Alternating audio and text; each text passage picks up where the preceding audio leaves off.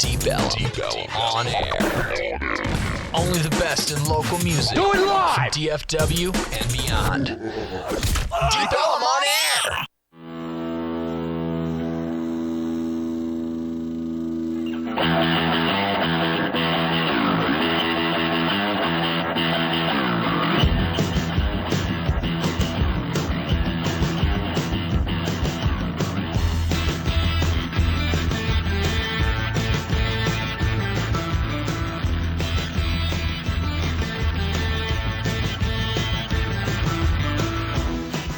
HireAHero.org presents PMS, the Pugs Moran Show, for a Monday afternoon. Late start today. Again, I know I said we'd be back to the normal noon time today. But as I was running around, I got behind. I didn't want to, not give you guys a show. So, I had to take a couple hours this afternoon to prep this one up. I was running around all morning. I had my kid, Jansen, for the last week or so. And that's... I do know. My whole life goes on hold there. And by the way, you and the lovely Kat, she's fantastic with him. I really appreciate that, I'm able to do this and accomplish some other things, and you guys are willing to tolerate him for a couple hours. Hey, it's cool. It gives me an excuse to make swords. Yeah, he enjoyed having sword fights with you. All weekend long, he was like, I want to have sword fights with Jansen. Which you one-upped me because we don't have sword fights. We have club battles. Oh, nice. We use 2-liter bottles, empty 2-liter bottles of Coke.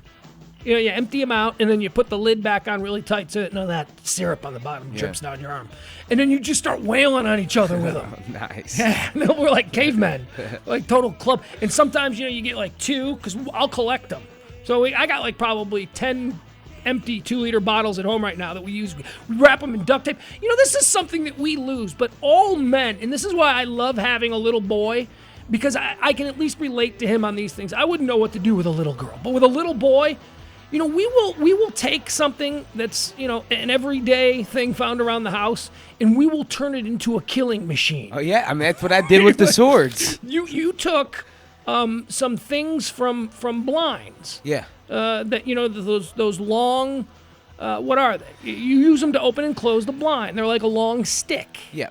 And Jansen turned them into swords by dressing them up with duct tape and making like sheaths and all that. Yeah, I mean, that's what boys do. We won't just play. We're not content to just have the stick. No. We gotta go in a corner somewhere with a little crafts kit. File it down a little bit. File it down. We gotta make it a killing machine. We gotta put duct tape or something for grip, because God forbid while we're fighting a dragon it slip out of our hand. Yeah. I mean, I love that. Yeah, I mean, our clubs are like death machines. They're completely wrapped. And remember, again, the clubs that we use at our house are just empty 2-liter bottles of Coke.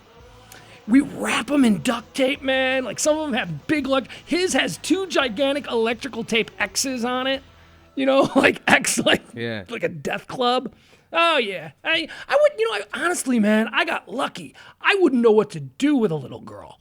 If I had to spend, what am I supposed to do with a little girl? Tea parties? We can only drink so much tea. Yeah, she would just be a big tomboy, She would have to be.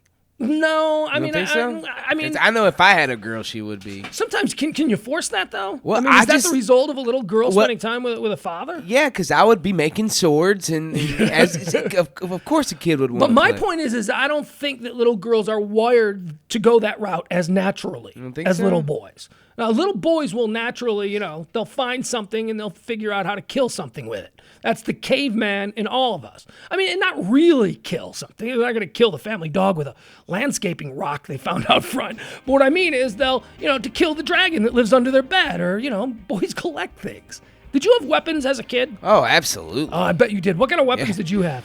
Man, I was always making nunchucks and swords and, all kinds. Honestly, it was the Teenage Mutant Ninja Turtles, so I had everything that they would have, like Chinese the stars. And, oh, yeah. You go to flea markets with your friends on Saturdays and buy swords and stars and daggers. My... what the hell? I used to collect a bunch of swords and knives, and I had them all along my wall. And this was. And how old were you? I was I'd gotten older. I was probably 16, 17. Do you know if you had killed a bunch of people, the news cameras would be in your bedroom showing this sword? Do you know what America would have thought of you?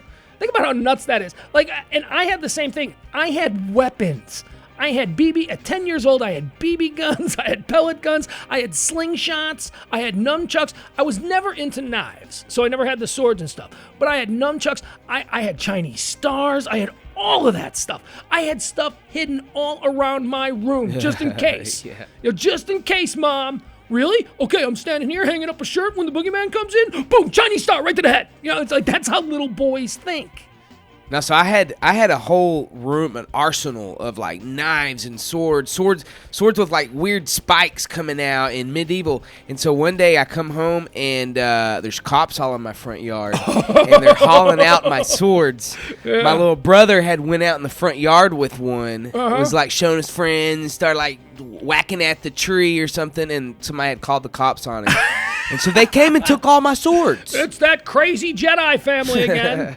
Out there practicing. Yeah. Well, let's see here. Usually we start each show of PMS, Pugs Moran Show. Hey, that's me here on DeepElemOnAir.com with a little bit of run through on Facebook. But Jansen, we've got bigger fish to fry than that today. We've got a big. We've got some celebrity deaths that we need to report right now. Oh man. Yeah, this is a big deal. All right. One of the most iconic and influential women of the 20th century has passed, Jedi. Uh-oh. And I'm beside myself. Of course, I'm talking about Annette Funicello. Annette Funicello. You don't even know who Annette Funicello is. That's okay. I buried the lead. A much more important woman died today, and I just jokingly went with Annette Funicello, who, on any other day, Annette Funicello would be huge news. So long as Margaret Thatcher hadn't died. Yeah, I did see that. Yeah, Margaret Thatcher's the really big one. But Annette Funicello, all right, I'm gonna a little bit of time here to Annette Funicello because I don't think she's gonna get all the love. For instance, we're not gonna see Frankie Avalon trotted out onto Piers Morgan tonight to talk about his dear friend. We're gonna see a whole thing on Margaret Thatcher. That's what we're gonna see. It's gonna be all about Margaret Thatcher. Margaret Thatcher. But Annette Funicello, she was a fabulous babe in her day. She was like, I'll tell you what she was. She was Hannah Montana before Hannah Montana. How's that? She was like the first Hannah Montana. She was Walt Disney's absolute favorite Mouseketeer. He made her a superstar. I mean, she was really she had kind of a cool career. She started on the Mickey Mouse Club at 13 years old. Annette Funicello. And she instantly became a massive star. You want to know why? Why? Because she was 13 and had huge boobs. Huge boobs. Every time I see a retrospective on Walt Disney or the Mickey Mouse Club or something, I was like, oh, Walt loved Annette. Boy, Walt really took Annette under his arm. Boy, Annette used to go into Walt's office. They were very close. Of course. I think Walt Disney is another one of the great frauds of our lifetime. I think there's a lot about Walt Disney that, has been overlooked. His image over the years has become, for lack of a better word, Disneyfied. You know what I mean? Oh, yeah, dude. You know who I'm surprised that stayed cool the whole time is Mr. Rogers. Yeah, Mr. Rogers is cool. And he is not a military sniper. Everybody says, did you know he killed like 80 people in Vietnam? No, that's not me. But so Annette Funicello died. She was a big star in the Mickey Mouse Club in the 1950s. I mean, you have to understand how big a star she is. Get this, okay? At a time when, I don't know, I mean, not as many as today, obviously, but every house in America had a television. I mean, it was like the big new thing. You had a TV. What happened to my music? I don't know. What in the name of all that's holy? Well, I don't know if I can continue to do this. Really? Nothing? Hearing it. Go. All right. There you go. All right, back to the conversation. There were only like a couple of networks. So, there wasn't like a million channels. She was like probably the best known teenager in America. She was huge. She was Hannah Montana. Massive. And then after that, after she grew into her boobs, which she did quite nicely because she was a fabulous babe, Then she did all those beach movies in the 60s. You know, you remember the beach movie craze of the 60s? No, of course you don't. Yeah, I'm like, what do you mean? How do I remember that? Well, like Beach Banquet Bingo and Beach Party, and it was Annette and Frankie Avalon. They were like, you know, America's, well, Hannah Montana and Liam Hemsworth. See, I bet you didn't even know that Hannah Montana was dating Liam Hemsworth. No, I don't even know who that is. That's Chris Hemsworth's brother. Who? You're useless. You are useless in a pop culture conversation. Yeah, I am. All right. So Annette Funicello died. She's 70 years old. She died of complications from MS. She had been battling MS for a very long time. So that's kind of sad. It is. Oh, also, they tried to change her name. They thought that her name was too ethnic for the Mickey Mouse Club in 1955. And Funicello is obviously, you know, too Italian. So they tried to change her name. And Walt Disney fought it. Well, didn't fight it. Walt Disney didn't have to fight anything when it came to Disney. Walt Disney said, no, she's not going to change her name.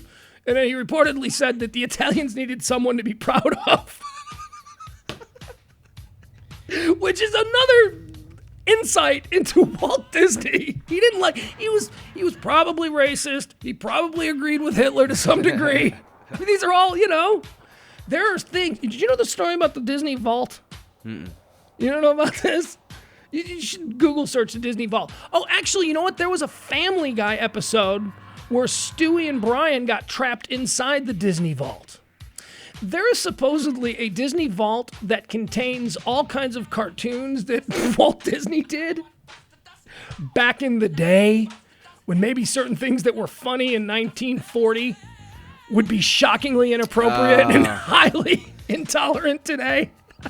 Well, you know, like yeah. racist stuff and Jewish stuff. And, you know, I mentioned Mickey Mouse was like, you know, where, you know, he was arguing with a Jewish banker. There's some big nose. Yeah, there's like some Mickey Mouse episode where supposedly there's a Jewish banker and he looks like the devil and and it was during World War II and it was supposedly an insight into Walt's real feelings towards things. See, I mean, look, Walt Disney was not the Pope. Walt Disney was a very talented man, an extremely talented man. Hey, love his work in the theme park and vacation resort world.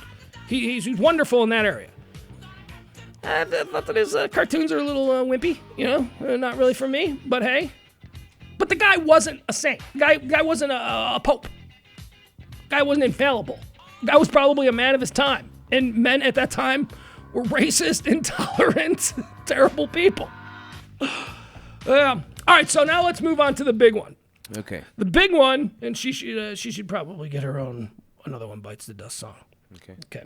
The big one was Margaret Thatcher. Margaret Thatcher died. Now you tell me, what do you know about Margaret Thatcher? Just she was the Prime Minister of England, yeah?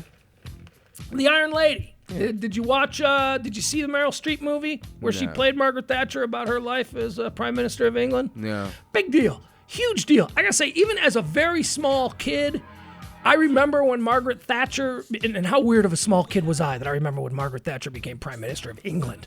I was probably like 8, yet I was aware of it. And I remember because it was a huge deal because she was a woman. And it was like, a woman? A woman is leading England? Well, okay, that could never happen in America. You know, that was kind of the thing. And, you know, she led England for Great Britain for a very long time. Extremely conservative, very good friends with Ronald Reagan. Not very well liked, although some would argue very popular. And, you know, her legacy is very debatable. I know a couple people from England over the years who absolutely despise her, who thought that she was like the worst thing that ever happened to that country. She started a ridiculous war in the Falklands over an island filled with sheep. She accomplished things and she changed the perception of what a woman could accomplish in the world. And for that, she's iconic and she's very important. But politically, she was kind of a mess, if you ask me. She was a brave, strong woman who I disagreed with politically, you know, so that's, I guess, the most you can say about her. At least the most I can say about her without being disrespectful, because she did die today. What'd she die of? Old age. I gotta tell you, I thought she'd been dead for 20 years. I really did. If you had said to me before the Meryl Streep movie came out 2 years ago, if you had said to me, hey, dead or alive, Margaret Thatcher, I'd go, dead. Totally dead. But no, she was alive. She was... Here, I'll tell you what. probably. Let me bring up the story. All right. Margaret Thatcher dies at 87. Lady Thatcher's children, Mark and Carol, who are both overseas, said their mother, who suffered bouts of ill health in recent years, died peacefully after suffering a stroke at the age of 87. She died at the Ritz in central London. Well, if you gotta die, the Ritz in central London sounds like a pretty good place to be. Yeah, she had a... here's the other thing. If you haven't seen Margaret Thatcher's story, as portrayed by Meryl Streep in The Iron Lady, you should. It's fascinating. It is really fascinating because it's called The Iron Lady. It's called The Iron Lady. Yeah, and Meryl Streep plays Margaret Thatcher, and it's just all about England and in the world in the 1980s. The economies were crashing, unemployment was skyrocketing, the punk movement was going on in England. It looked like chaos was everywhere, and here comes this iron-fisted woman who basically clamped down on everything.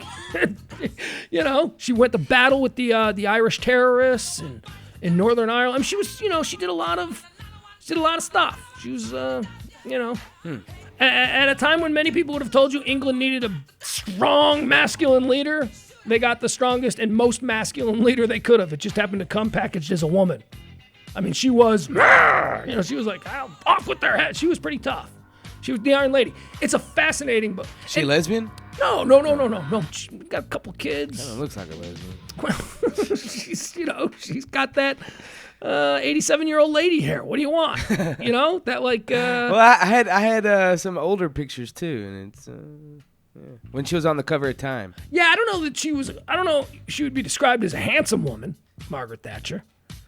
She was. She's a bit gamey. Meryl Streep was probably far too pretty to play her. Yeah, definitely. And Meryl Streep is not a great beauty. Meryl Streep. Hey, that's a good question. What do you think of Meryl Streep? I mean, you ever see her back in the day? You ever go back, pull up a 1980 picture of Meryl Streep, like something from Kramer versus Kramer or something like that? She was never like really a hottie. She was always, you know what she is? She's kind of had that like Laura Dern looks. Oh, yeah. Well, but she was hot back in this day right here. Silkwood? Oh. That was Silkwood. Yeah. Yeah, she's kind of playing white trash in that, but yeah, she's kind of like a white trashy small town party chick who gets radiation. What, you have a problem there with your computer? No, I got it. I just unplugged the wire. Yeah, okay, so Meryl Streep there. I mean, what do you think? Smoking hot right here. I think Meryl Streep's I mean, I don't know, man. I get older and like, I think now looking back at Meryl Streep as she appeared in the 1980s, I would say with my 40-something-year-old eyes, that's a good-looking woman. I'd hit that. But I remember back at the time as a kid going, yeah, that's not a hot woman. I mean, there was definitely a difference between her and Julie McCoy from Love Boat, who I thought was really hot. And you're totally lost because you don't even know who Julie McCoy is. No, I don't. She was hot in what's the movie she did with she was like a witch or something. I don't know. Witches of Eastwick? Yeah. Was she in that? Yeah, I think so. Yeah. Well, look at this. I've completely run out of things to say about Margaret Thatcher, again, without being disrespectful. She died today. We covered at Funicello, and now we're talking about Meryl Streep. Let's take a quick break. Tell you what, here's what we'll do. We'll take a break. I'll tell you what we got coming up on the show today. We got a whole bunch of stuff. Oh, you know what? I got something really cool we should listen to. Let's not do it now. We'll do it, coming up. There is an interview going around the internet. It went viral. It is fascinating. It's 10 minutes long. It is a conversation in 1997 between Jon Stewart and George Carlin, the late, great George Carlin. Now, you have to remember that this interview took place years before Jon Stewart did The Daily Show, years before anyone knew him in the mold that he is now. Jon Stewart, when he did this interview, was just a stand-up comic who I think had an MTV show. Like a late night hip, look at me, I do an interview show, but I wear a leather jacket because it's MTV. It was that kind of thing. He wasn't known as the Jon Stewart, but it's a fascinating interview with a man now who's regarded as one of the single greatest comic minds of all time in George Carlin, who's dead. And they're having a conversation from 16 years ago, wow. And it's George Carlin talking about the world and what's going to happen. And holy crap, was George Carlin Nostradamus? Nostradamus. I mean, it's really interesting. I mean, he's not dead on with stuff, but it's a fascinating conversation to listen to now. 16 years later, took place in 1997. A young Jon Stewart interviewing a then alive, very much alive, piss and vinegar alive, George Carlin. So we'll play that. Also, sugar daddies. There's these sugar daddy sites out there. Are you familiar with these things? Yeah, Well, kind of. there was a story going on about one of these sugar daddy sites that we'll get to as well. We'll take a break. We'll come back. We'll do all that. When we do return, we'll hit the Facebook page. We'll find out what you guys want to talk about and all that and more. We got a big show. It's PMS. HireAHero.org presents PMS, the Pugs Moran Show on DeepElemOnAir.com.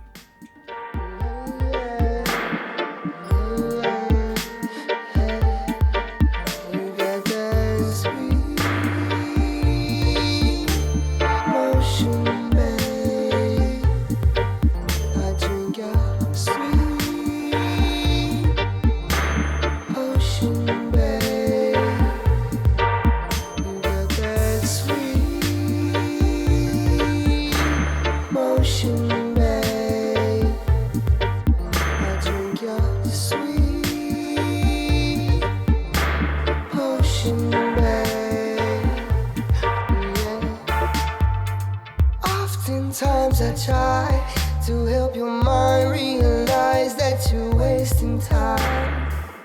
You've been around and around, traveled town to town, but I still chase you down. Baby love, you know I miss the taste, that smile on your face. Your potion's my solution, girl. Emotion resolution, girl. Your potion makes me lose it, girl. It's like your love is an illusion, girl.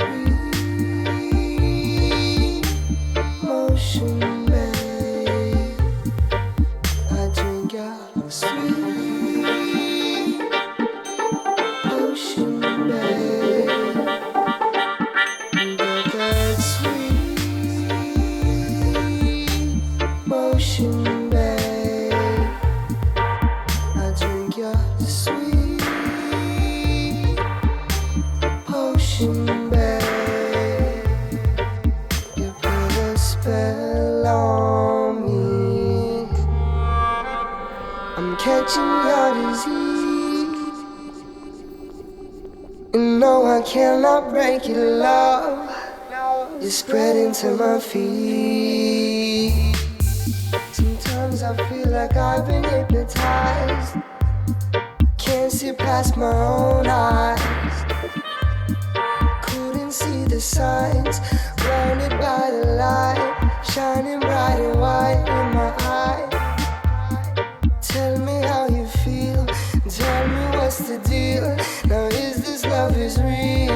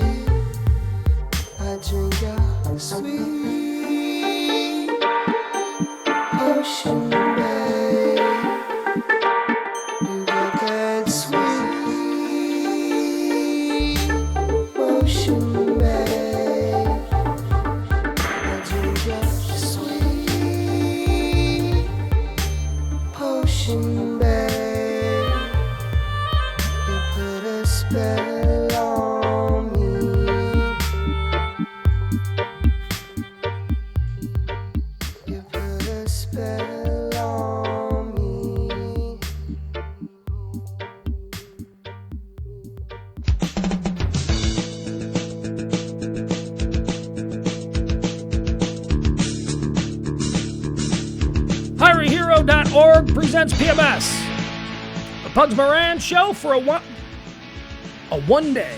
Yeah, that's right, it's a one day. It's not Monday, because we're all winning today. No, that's too close to that old Charlie Sheen saying. Winning. Hey, remember when that was big for like 3 weeks? Like 2 years ago? Yeah.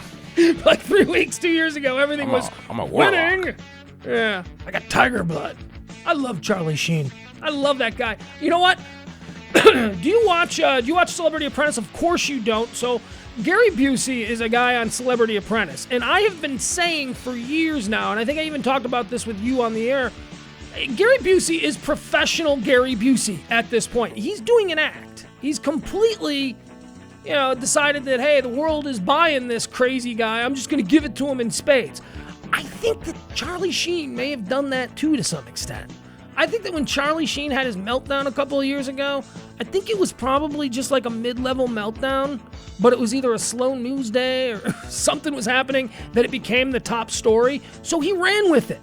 Charlie Sheen went, hey, back in the front pages, as long as they spell your name right, that's what they say. Winning, yeah, I'd say he won. I saw Charlie Sheen on TV the other day. He looked great.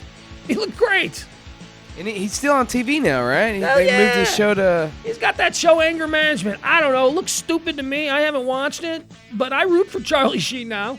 I thought he was going to end up dead. No, I think as they say in England, he was just having a go at us.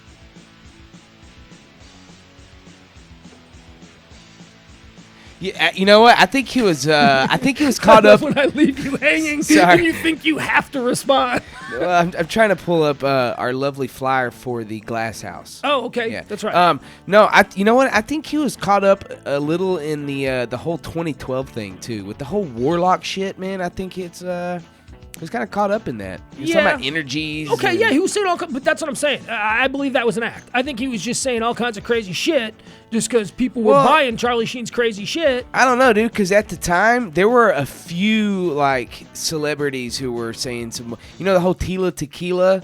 Tila... She's all into the whole 20... Man, have you seen what she's all about now?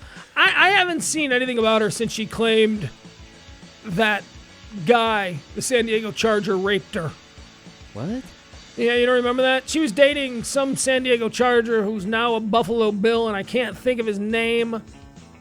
Man, he was another one of these guys who was an awesome football player for like a season or two, and then has sort of fallen. Sean Merriman. Yeah, Sean Merriman. She accused Sean Merriman of raping her, and then I thought she kind of fell away from there. I haven't heard of her since. Now she's basically like saying stuff like she's like Jesus and all about man. dude. She was a 12-year-old real prostitute kooky. in Houston. This girl. Do you know her story? Yeah, that's how she got started. She was a 12-year-old club rat. She was from Houston or thereabouts somewhere. And she would get into the clubs at 12 years old and like dance and shake her booty and all that and go home with like men in their 50s and they would buy her things. That's how she got her first trip out to California, and that's how she got set up with the internet. Wow. Yeah, no, she's it's not like I'm saying that's a bad thing. She just overall as a complete package leaves a bad taste in my mouth. But yeah, that beginning. Hey, she was industrious. She knew what she had from a young age, and she capitalized on it. She's certainly doing better in the bank department than I am. Dude, you should go to her, just whenever you're like bored, go to her Facebook page one day. Tia Tequila. Yeah, dude, she's like gone off the deep end big time. I've seen porn with her. She's done everything from porn to, No, dude, she thinks she's a accusing light dudes of raping warrior, her. and like she's like talks with aliens and all kinds of she's stuff. playing the Charlie Sheen game now. Because crazy is interesting. And interesting is, fodder. All right, let's turn to my Facebook page, John Pugs on Facebook. Every day I post up, what do you want to talk about? You guys all send down a whole bunch of topics, and we try and hit them. All right, John Hoffman starts off today. He's got a list of them. John Hoffman would like to hear me address Siberian Huskies. Why isn't North Korea getting more media coverage? Margaret Thatcher, do we really care? Siberian Huskies, love them. My favorite breed of dog, very difficult to own. They are not a dog you can ignore. You say this about your pit bulls. Yeah. Yeah. You gotta know what you're doing, man. You got to know what you're doing, and you got to play with them, and you got to make sure that they're a part of the family and that they're not locked in a cage all day and stewing about how pissed they are at the world. They got to feel, Social. Socialize. They got to be social. Siberian Huskies are very much the same way. They got to feel like they're a part of a pack, or else they're going to start biting people.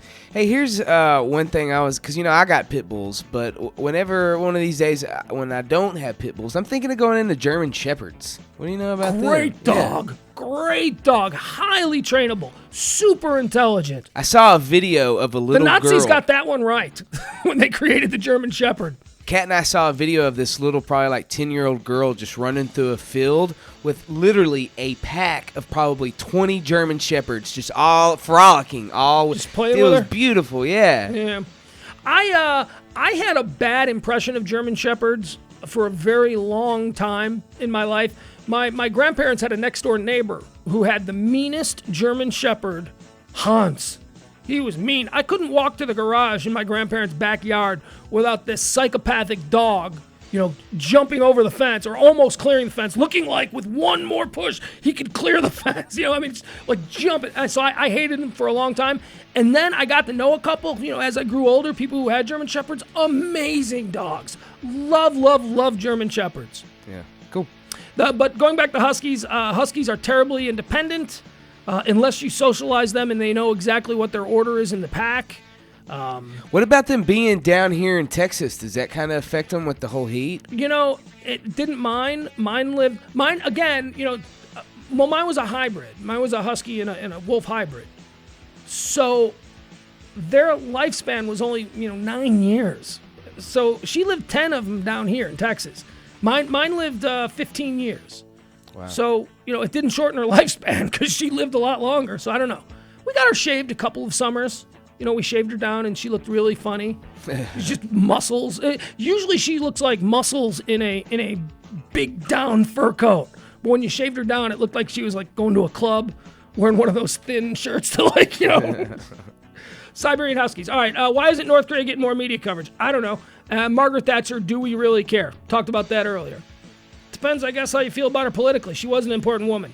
Marshall Hayes on the Facebook page, John Pugs, simply says, the legends of Ricky Henderson. Marshall, I forget. Marshall, Marshall Hayes? A local entrepreneur, man about town. So. He's got something with Ricky Henderson. I don't remember what it is, but there's some tie-in with him and Ricky Henderson. Jeff Schultz says, short segment about Kelly. Maybe get her on the phone. Dying to hear about, is she still married? Did they ever have a kid? Well, without getting her on the phone, I can tell you that she is still married. And yeah, they had a kid. They had a beautiful little baby, Quinn. Little boy. Oh, that's a great name. That was the name of my best friend. Cute. He's so cute. And he's already almost a year old. Or I think he's over a year old. Wow. God, time flies. Time flies. Jeez. Yeah, maybe at some point we'll call her, That'd be cool. Yeah, I'm not against that. Let's see here. Another question. Please avoid the stale issues like gun ban, abortion. That shit is getting old and boring. How about mentioning local animal charities like No Kill Shelters or NTSPCA or Ranch Hand Rescue? They can always use a plug and it touches people's hearts. Yeah. Yeah, well, they can. And, look, I'm all for the good work that they do, but we're backing the soldiers here. Maybe that ought to touch some people's hearts. I love animals. We talk about animals all the time. I love my dogs. I've never not had a dog before.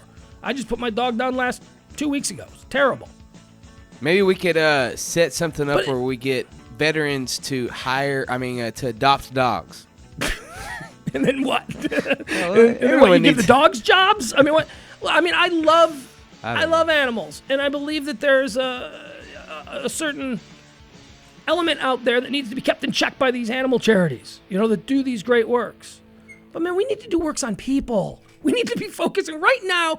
Okay, so the homeless people, they're kind of creepy and they uke a lot of people out, so we're not going to focus on them. But we got our returning soldiers. Let's focus on them. All right? We can get back to the doggies and all that. I love it. Of course. Why can't we do both? But let's give a little more attention lately to these returning soldiers. Again, you get me on my soapbox. We all drove around for the last 10 years with the yellow ribbons on our cars. We all drove around with flag lapel pins showing our support for the troops while they're back. So now we need to start thinking about that. And in your spare time, you can help out the dogs. I think that's very important.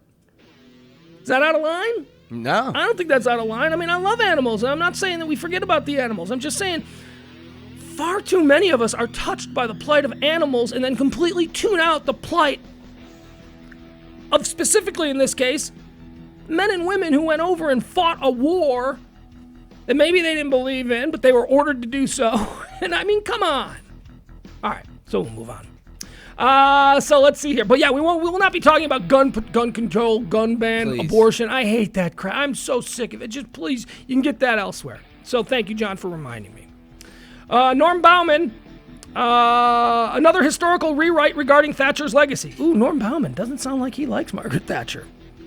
Sounds like he, I'm gonna have to watch this movie, The Iron Lady. Great movie. Fascinating movie. Historically accurate. I mean, it's a great movie. Let's see here. Amanda, updates on how the old crew is doing. Kelly, Emil, their babies, etc.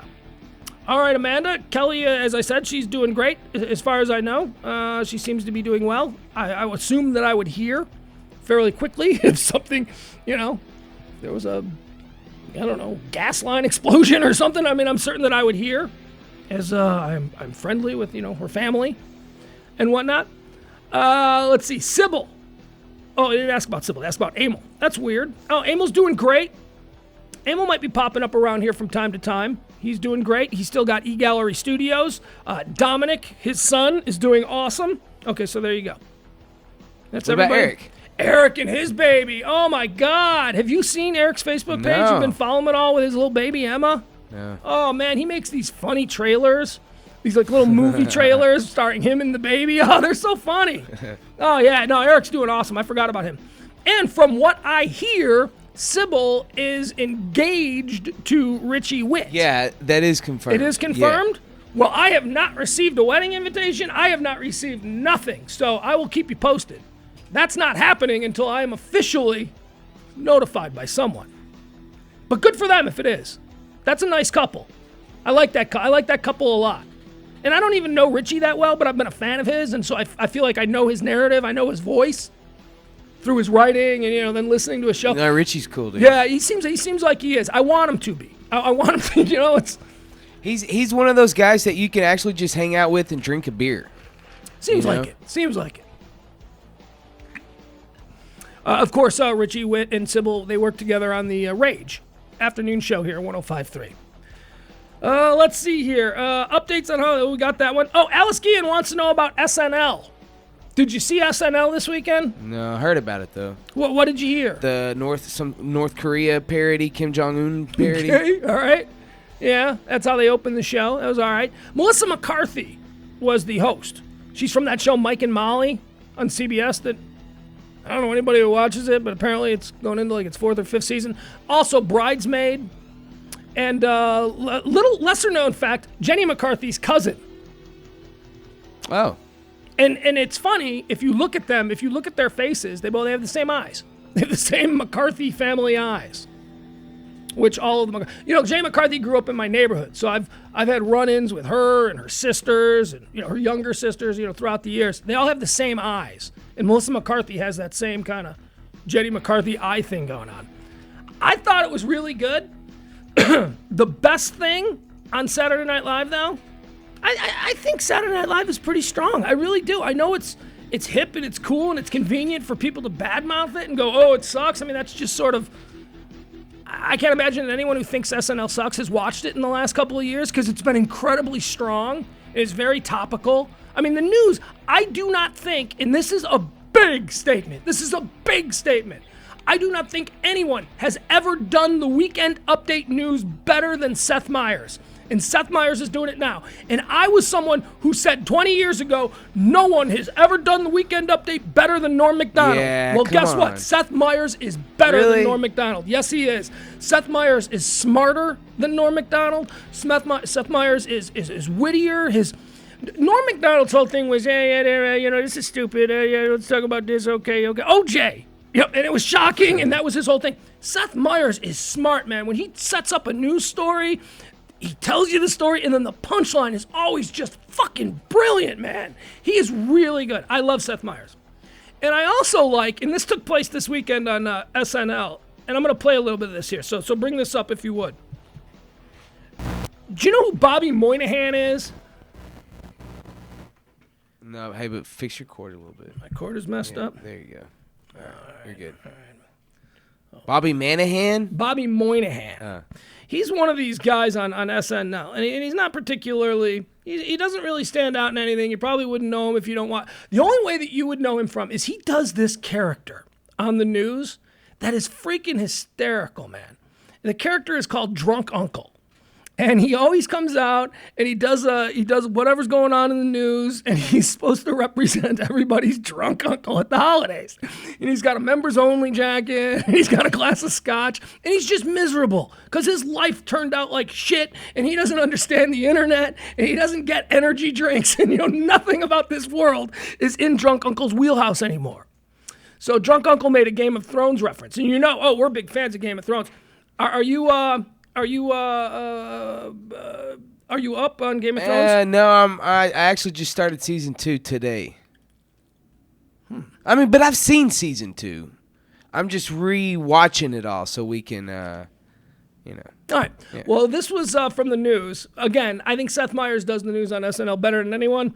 And Drunk Uncle came out and announced that one thing that he is up on, because he's not up on anything, is Game of Thrones. And he watches Game of Thrones every night with his friend who comes over.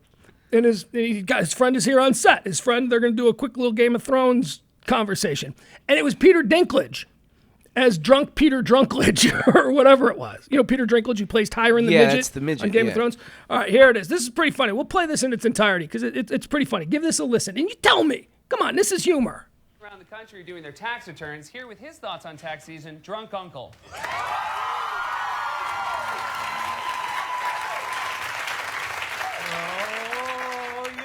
The good, you take the bad, you take the scotch, you take the ice, the tax of life.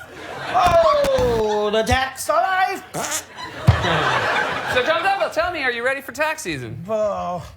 People don't even dress up for taxes anymore, Seth. When I was a kid, you couldn't pay taxes unless you had bow tie, cape, eye patch, feathers, British accent. Nowadays, it's just, can I deduct my Luna bars? Does this TurboTax have flax seeds? Birth. Yeah. You know what I'm writing off this year? The next generation. Drunk Uncle, Everyone's got a damn Galaxy Note, I got a note for the galaxy. Stop throwing asteroids at us, please. It hurts. So, Drunk Uncle, how do you approach tax season? Huey Lewis and the Jews. Drunk Uncle's also slightly racist and bigoted. Poof. Hey, where did my paycheck go? Oh, good. It went to Native Americans' health care. You're welcome, Chief Pays No Bills. Foxwoods. Drunk Uncle. Yeah, watch the client list. What? Yeah. I like that. Jennifer love boobies. Snapchat. Snapchat. Shut up.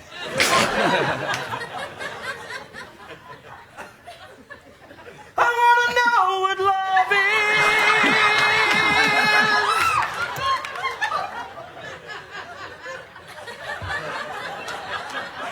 Are you? I want you to show me. Drunk Uncle, I hate to say this, I think you're too drunk. So I'm not Prince Valium, okay? So I'm not G.I. Joe Retaliation, okay? So I'm not King Joffrey, okay? I'm a little jerk king. That's not me. Oh, so you watch Game of Thrones, though? Yeah, I watch Game of Thrones. I watch it with my brother-in-law, Peter Drunklage.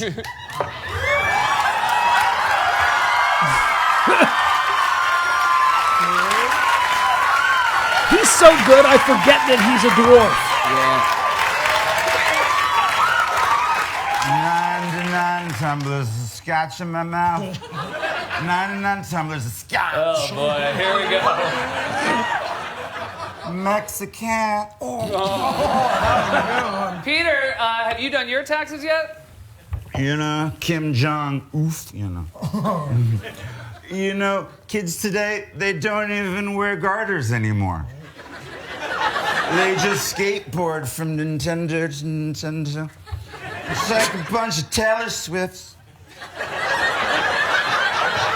All I care about is tumbling me, tumbling me, tumbling me, tumbling me. You know what's in my tumbler? Regret. I'm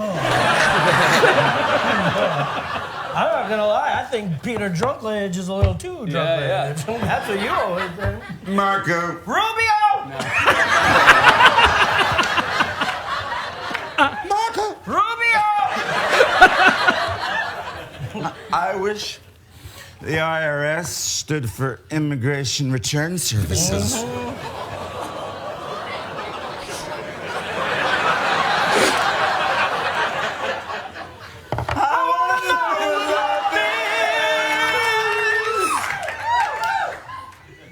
Guys, I want you to show me. I want to feel what love is. guys, I need you to wrap it up, guys. Oh, Wait. Shh. What? Show Seth the thing. Oh, the thing? Show me the thing. Yeah, the Oh, the thing. Seth. Hey, Seth. Seth. Hey. Yeah. Seth. Shh. Yeah. Hey. Yeah. Here's the church. Oh my God. Here's the steeple. Open the door, Seth. It's a bunch of fingers. Peter Drunklage, everybody. All right. Now, that was the awesome Peter Dinklage appearing on Weekend Update last night, or Saturday night. That bit is typically one of my favorites. I'm a big fan of the whole drunk uncle character. I think because they brought in Peter Drunklage or Dinklage from Game of Thrones to appear with him, it didn't get as bigoted or as racist as it usually does. But you can imagine that he starts going off on Obama, and obviously he has half facts, and it's all about his birth certificate and all that kind of stuff. Very funny character. Saturday Night Live, I think Saturday Night Live is very good. I think it's been very good this last season, last couple of seasons. I was incredibly concerned when they lost Kristen Wiig, but they've replaced her. There are these two girls on the new show, Cecily Strong, and I can't think of the other, Kate McKinnon. Maybe it's Kate McKinney. Oh, maybe it's Kate McKinnon. I don't know. But they replaced Kristen Wiig with two powerhouses. I mean, these two new girls are hysterical. Do you even know who Kristen Wiig is? Nope. I mean, not only is she on Saturday Night Live, but she's been in every funny movie that features a woman in the last couple of years. Did you not see Bridesmaids? Saturday Night Live isn't really good. They're not very internet friendly, man. They kind of keep a clamp down on their stuff, dude. Yeah, that's because Lorne Michaels is old. Yeah. He doesn't get it. Yeah, that Broadway video, they take everything down. Yeah, I don't get to really watch it that much. Although if you go to their page, if you go to this SNL homepage or website, they'll show you all the videos. And also, where I just pulled that from, Huffington Post. Every Sunday, this is what you need to do if you want to keep up on it. Every Sunday, the Huffington Post puts all the bits up there, and they do a segment called SNL Scorecard, where they rate the episode and they rate the bits on a scale of 1 to 10. And you can see all of the bits. Well, see, I that's the thing. That's the only thing you can find is like clips. I want to watch the whole show in its entirety. That's I'm old school. All right, no, I get it. I totally get that too, because I that's why I won't watch SNL on demand, because Time Warner doesn't have the rights to the music, so they show SNL on demand, but the musical acts are chopped out. How ridiculous is that? Yeah. Like the musical, if I wanted to see, it was Phoenix this week. If I wanted to see Phoenix perform on Saturday Night Live and I was watching on demand, I wouldn't get to see that. They cut the musical performances. Everything about Time Warner sucks. I hate Time Warner. Yeah. Ugh. All right, wrapping this up, let's see here. From the Facebook page, these are the quick topics that we start each and every show with. Paul Novotny would like to know, in what way did the authors use the prison to symbolize use of irony? Very interesting. Wait, what? Just a random question. like from a lit class or something. In what way did the author use the prison to symbolize the use of irony? That's what he wants to know. You never had a lit class in college or anything like that? That's like a Yeah, no, I got you. I'm just trying. The prison? What is the prison? I don't know. Maybe he's talking about... Is that a show or a movie? I know, he's just being random. He's just being silly. He's just being random. I said, what do you want to talk about? And he posted up like a question. Maybe it's a question from his son's, project or something. I don't know. Maybe he's tripping acid or something. Nah, I know this guy. Oh, okay. Unless he's really changed, he ain't tripping acid. But I thought that was funny. Let's see here. Frank would like me to discuss Josh Hamilton. Yeah, I don't know anything about Josh Hamilton anymore. Good riddance is all I can say about Josh Hamilton. He's out in Anaheim. I know the Rangers played Anaheim this weekend. I don't know how the games went. I don't know how my White Sox are doing. I don't know how the Rangers are doing. It's too early for baseball for me. I'm still wrapped up in March Madness. I mean, we got the national championship game tonight. I've been watching basketball. I'm not watching baseball yet. It's too early. Tell him to tune in to Dark Side. Oh, they talk baseball? Oh, yeah. Dark Side Sports Radio, Saturdays at 6. All right, Josh Hamilton, here's what I know. He's on the Angels, and the Angels are loaded. At least they look like they're loaded. Whew. Dodgers? Whew, forget about the Dodgers in L.A. Although the Dodgers, they got some exciting players as well. All right, so that's all I know about Josh Hamilton. Okay, Kevin Barber wants to know. He does one every day. This is a whole segment unto itself. What are your top 5 favorite bands / musical acts, and what are your top 5 favorite movies? Well, I will say that, for years and years, we did this list annually to show how we changed, what we liked. Kelly and I, every year we would do our list of movies or music or whatever, and it would change from time to time as we grew older. For instance, Goodfellas used to be number 1 on my favorite movie of all time list, and it's not anymore. It's probably 4 or 5. For another good example, a movie that is on my top 5 favorite movies of all time that would never have appeared in past lists, How to Train Your Dragon. Have you ever seen that movie? No, I haven't. That movie is awesome. Really? That movie changed my life. And I am not kidding. That was the first movie that I sat down. See, when I had a kid, you have to understand, I never saw Pixar animation or any of that stuff. I never saw Cars. I never saw Shrek. I was always too old for that stuff. That whole thing, I was into Tarantino when Shrek was big. You know what I mean? I was too old to really go to the movies and see animation. When the big animation revolution occurred 10 years ago, 15 years ago, whatever. So I'd never seen any of these movies. How to Train Your Dragon was a movie that I just happened to watch a review of, and I was really impressed with the review. So I got it, and my kid was like 2 years old, and we watched it over and over again. It's his favorite movie, and it's one of my favorite movies, not because of the sentimental attachment that I have now because of the relationship with my son, but it's an amazing movie. It is a great movie.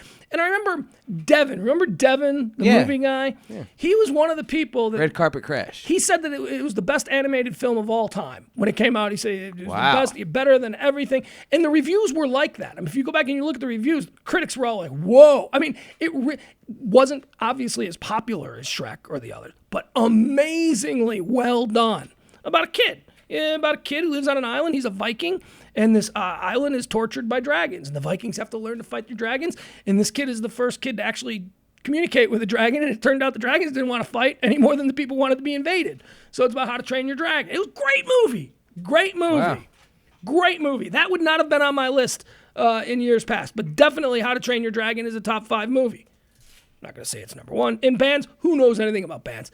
Here's what we're going to do. Let's take another break here. But instead of playing some music, I'd like to play this interview. This Jon Stewart, George Carlin interview that we were talking about. Plug yourself in. Yeah, let me pull it up here.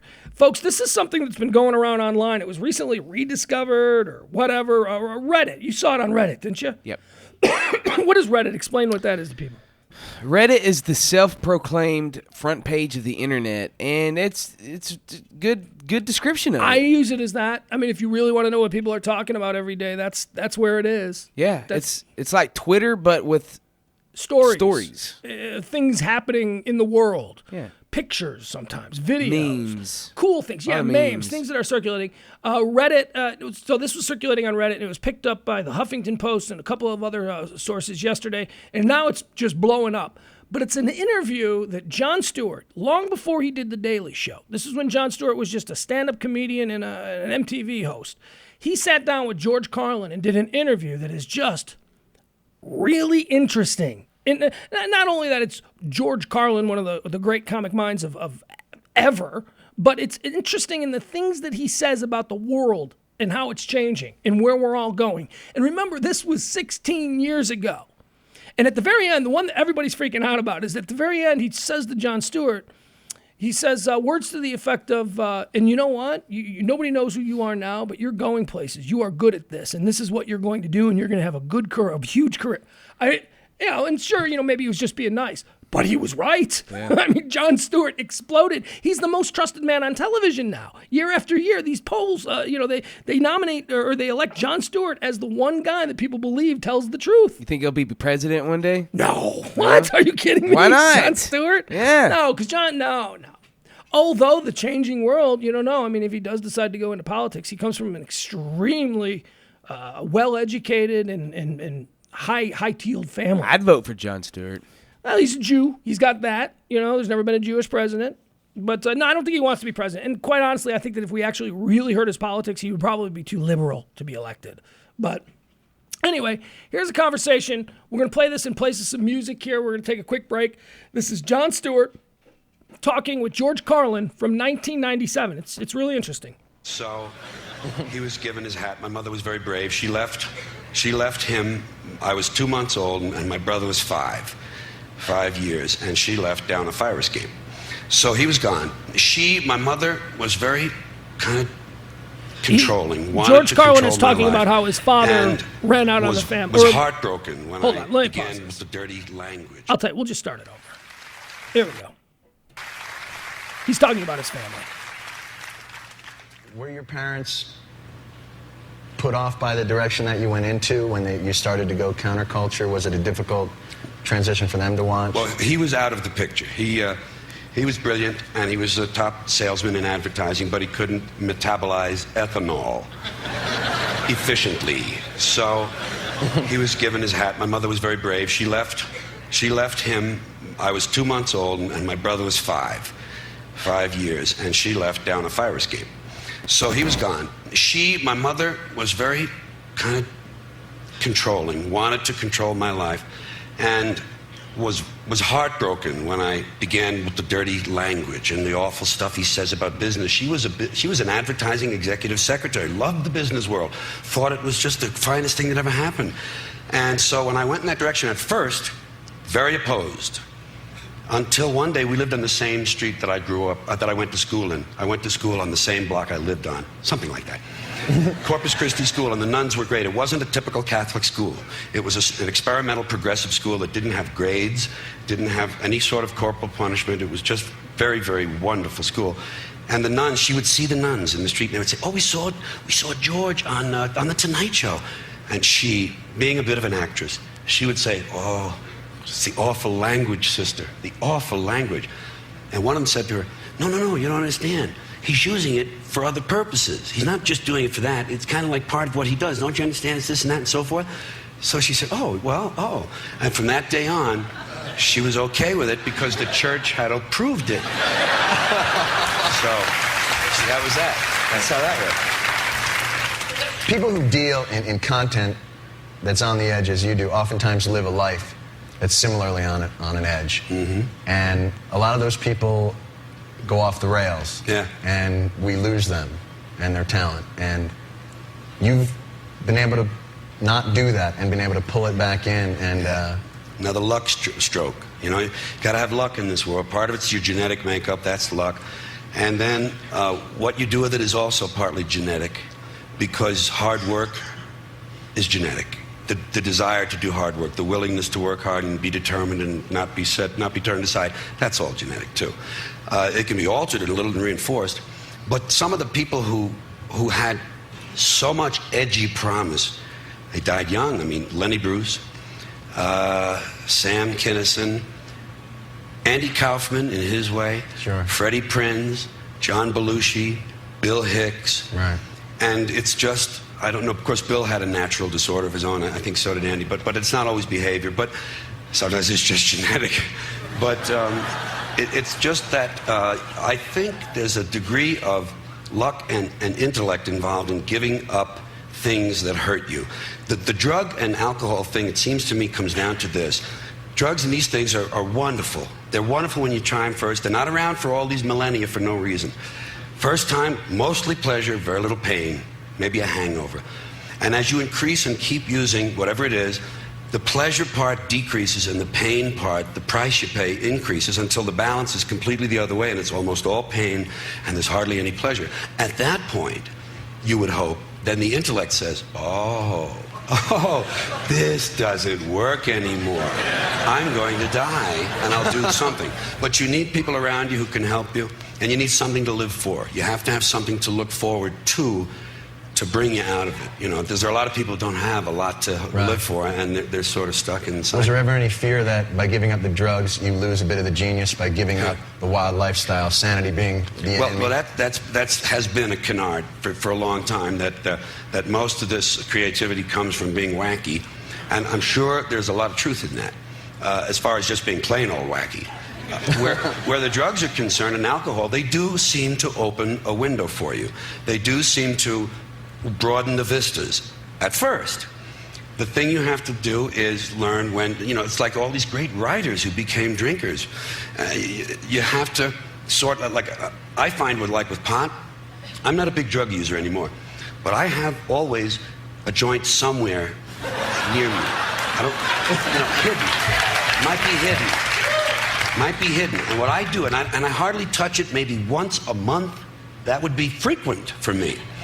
But when I'm writing something, and I write perfectly straight, perfectly sober, and I write a whole lot of stuff, 6, 7, 8, 9 pages, and I really pour it out, the next day, one hit is all I need now. One hit, and it's punch-up time. Time to get this thing going. And you do find, with that sort of judicious use, I find there's some value in it. But most of the things we use don't let you leave them alone. They don't. Pot does, thank goodness for that. Well, that's excellent. What? Sorry? You can applaud if you wish. That's more than fair. You can more than applaud. Yes, thanks. Just quickly, I want to remind everyone, this is from 1997. That was a highly insurgent and provocative conversation about marijuana. This was a guy endorsing marijuana in 1997, just telling the truth, saying, look, I'm an old man now. I've been using it, and, you know, it does. It helps. It opens up my eyes. I can see, you know, what's funny more. I mean, that sounds like just an average, everyday. You could hear that conversation on The Tonight Show today. Tonight, Jay Leno could have that conversation with somebody, with a Willie Nelson. Hell, I just saw that conversation occur between Snoop Dogg, Willie Nelson, and Piers Morgan on CNN, for crying out loud. All right, let's go back to it. We'll listen to more of this. It's from 1997 again. This is Jon Stewart, long before The Daily Show, interviewing the great George Carlin about all manner of things. Oh, hold on. Sorry. Sorry, man. Yeah, you got to pop me back up. There we go. You could go back, you could do your month in Vegas, and Florence Henderson could open up, and you could go and hit a couple of balls and then some pinball. Yeah. Why do you still care so much? Well, I'm not comparing myself to any of these people, believe me. But you wouldn't say to Picasso, when are you going to put those brushes down? Get rid of the canvas. You've done it. Right. I'm an entertainer, first and foremost, but there's art involved here. And an artist has an obligation to be en route, to be going somewhere. There's a journey involved here, and you don't know where it is, and that's the fun. So you're always going to be seeking and looking and going and trying to challenge yourself. So without sitting around thinking of that a lot, it drives you and it keeps you trying to be fresh, trying to be new, trying to call on yourself a little more, you know. And willing to put up with the grueling promotional schedule and everything else. So you've got, the only way. Picasso never had to do morning shows in Albuquerque. Right. You know. And the only way I can do this is to go where the people are. They will not come to my house. We've offered bus rides and everything. They will not come. I have to go to Stevens Point, Wisconsin, or wherever it is. And the audiences are great, and they buy the tickets ahead of time, and they really wait for you to come there and see it. In the theaters and concert halls, it's special, because the audience, they do it beforehand, and you're the whole evening. In Las Vegas, you're an afterthought. You're an also. Well, we could go gambling, we could go hookering, we could get drunk, we could go to the convention. No, let's go see this guy. And if they like you, they do, but they're not committed fans. So it's a different tone there. But it still works. You can still do some things there that you can feel good about, you know. Do you feel your place in comedy now? Do you feel the, you know, because we've been spending a lot of time at the festival, and everybody that I would mention, you know, hey, I'm going to do this George Carlin tribute, and their faces light up. And to a person, really, Carlin? And can I meet him? Is he around? Do you feel that place? Is that Well, you know? that is growing on me. I think, you know, longevity is a wonderful thing. Sometimes you get applause just for not being dead when you say, it's true. When you say, I'm going to be 60, they applaud that. You're wonderful, not dead, 60. But I'm getting a sense of it. You know, when you're in planes 3 days a week, I go out every Friday, I come home every Monday. It's 3 different cities, 3 different nights, airports, hotel lobbies, and people are wonderful. I love individuals. I hate groups of people. I hate people who have a group of people with a common purpose. Because pretty soon they have little hats, you know, and armbands, and fight songs, and a list of people they're going to visit at 3 a.m. So I dislike and despise groups of people, but I love individuals. Every person you look at, you can see the universe in their eyes if you're really looking, and they're great. And so cumulatively, I have gotten the feeling that I'm in this big family, a family life I never had, by the way, this, so to say, extended family of people who feel like you're their cousin, you know. I was like, Georgie, 1961, I saw you. Hey, remember that? Yeah. Oh, and you know what you said? And I said, did I? Oh, yeah. So it's, you know, it's just great. And so cumulatively, you say, well, I guess I'm in the family. I guess it's okay. Yeah. Do you think, does it boil down?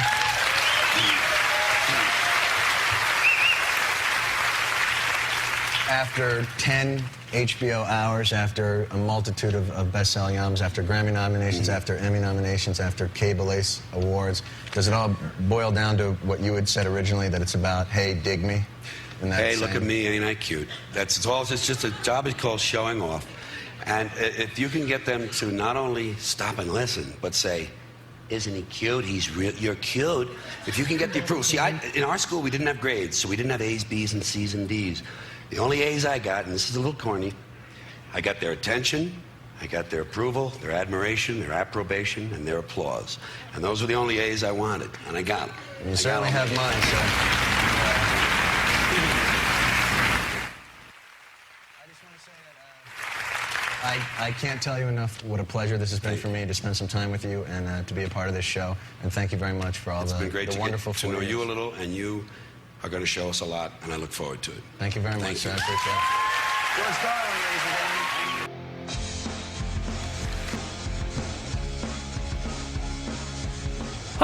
gentlemen. HireAHero.org presents PMS, the Pugs Moran Show. That was an interview between Jon Stewart and George Carlin from 1997. What'd you think of that? That was awesome. What was awesome. that? It was taken from, I don't believe it was ever aired, but it seems to be occurring at the Aspen Comedy Festival in 1997. Maybe it's Toronto, but it's one of those big comedy festivals. And they're doing a live show in front of a packed auditorium of people. Visually, it looks like, inside the actor studio, where it's very intimate, 2 people on a stage, sitting in chairs, talking to one another, big audience. Yeah, I don't know that it was ever shown before. I think it may have just been an event for the comedy festival that they recorded and produced, and probably, But what a great interview. I mean, here's the thing for me. All right, I put an incredibly high premium on comedy and culture. I think that if there was no comedy and culture, you know what culture doesn't have comedy? What? The Chinese. Okay? And they're all barefoot and fighting with sticks. And the Germans. Every couple of 100 years or so, the Germans try and take over the world. Really? The Germans? They got no comedy. They're humorless people. What are you, German? What are you doing? You taking offense at that? No, I'm surprised, though. No, but America, I mean, I think one of the things that makes America great is that we have always not only been the leaders in innovation and come on, everything. I don't have to sell the United States circa 1950 to the rest of the world. I mean, this is what we represented. And showbiz and music. We dropped the ball on popular music. The English claimed popular music. as far as being the real innovators. Sure, America's had some bands, but it's all about the Beatles and the Stones and Zeppelin and, all the British bands. But one thing America always had is comedy. I mean, we really did a good job, giving the world a laugh. And I put George Carlin, and I've said this many times over the years, it is a pick'em. It is, I don't care how you order them, 1, 2, 3. We can have a conversation about your order, and you may win me over. But it's all about, as far as comedy, it's about George Carlin, Richard Pryor, and Bill Hicks. Yep. Those are the three.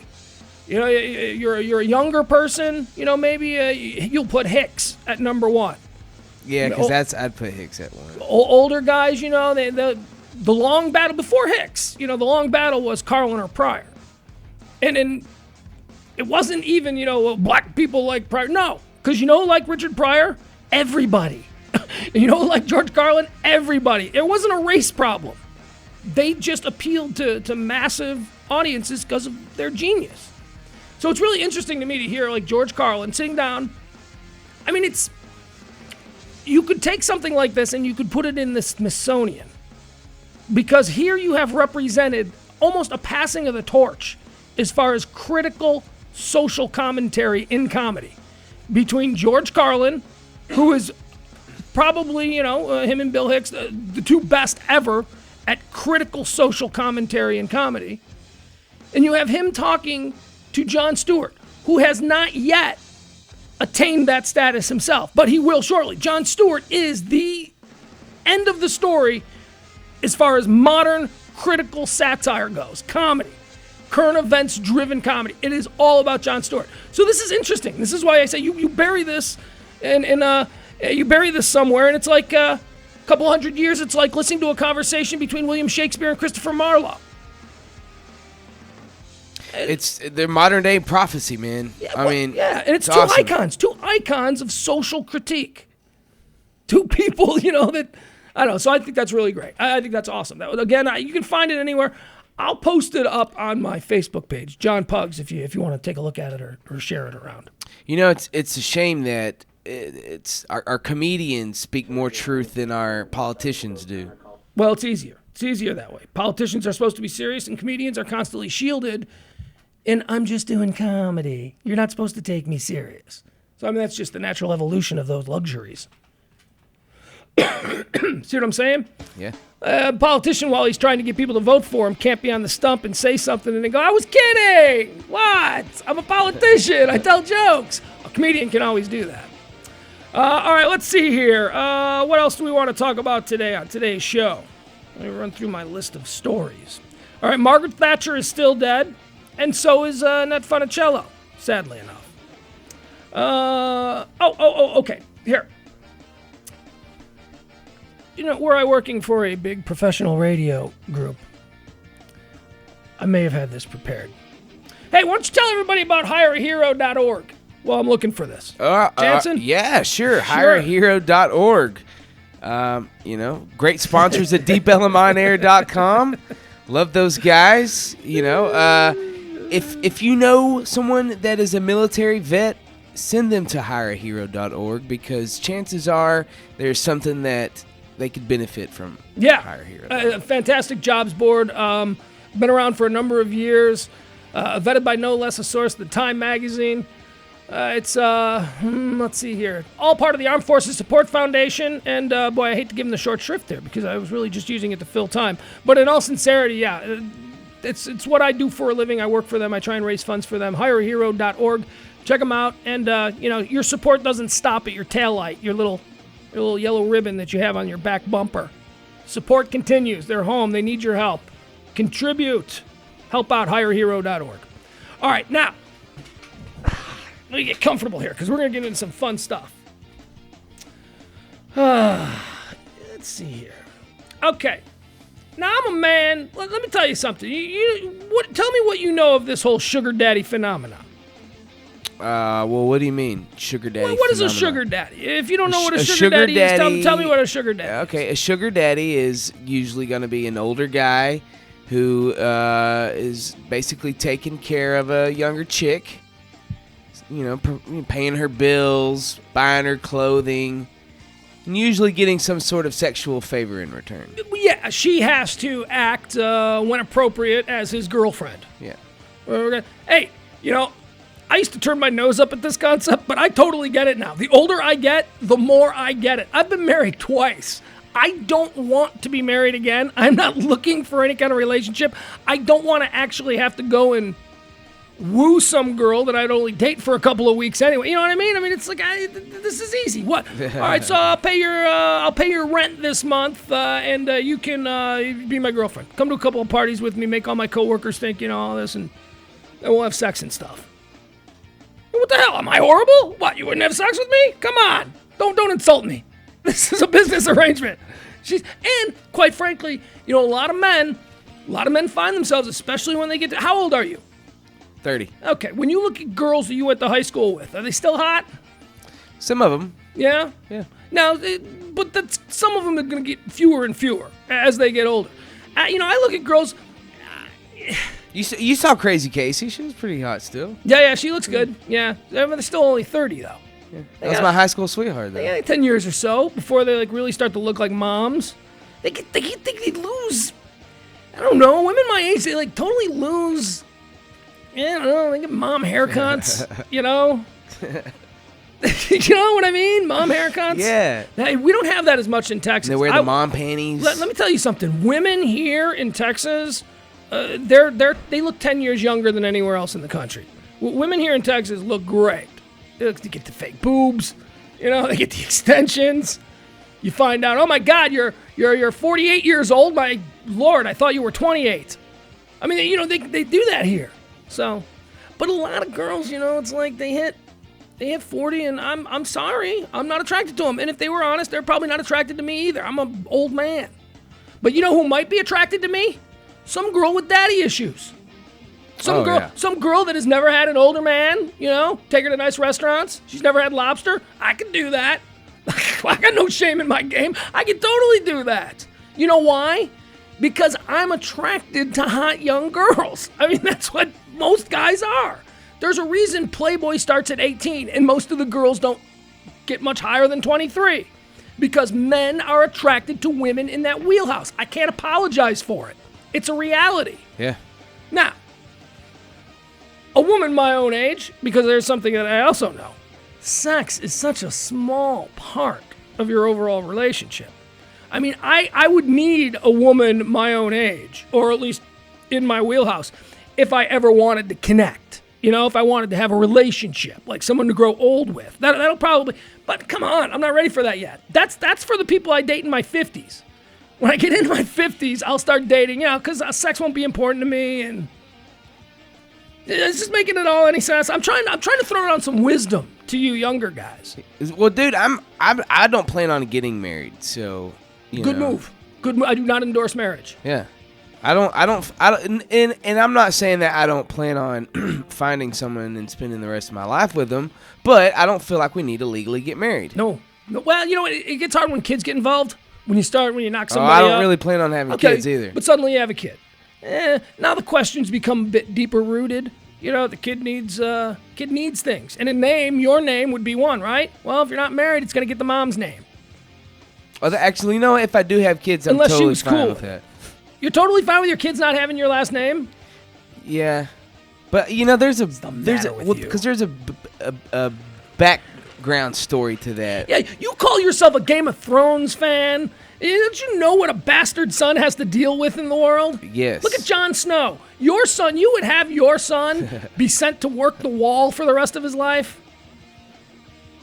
Yeah, son's got to have a name. You remember my there's a story. Roddy. There's a reason why I wouldn't want to do Oh, that. yeah, I know. You got a very Jerry Springer-esque sort of complicated situation happening in your past. And maybe we'll open that can of worms. Have we talked about that before? No, we haven't. At some We don't point, need to maybe do in it the right future. now. Yeah, we don't need to do it now. All right, so anyway, there's a story here in the news about a sugar daddy situation that went bad. Mm-hmm. And, of course, what state does it come out of? Florida. Florida. Of course it does, because every damn crazy, it. creepy story comes out of the state of Florida. We call this segment Floridiots. And today is a sugar mama or sugar daddy. Whoa. What was sorry. that? I don't know. Doreen? I was trying to throw some background music. Yeah. Here's the headline. FBI arrest. What The hell?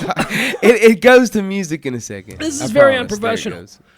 FBI arrests Florida woman, 26, for extorting money from man she met on sugar daddy website.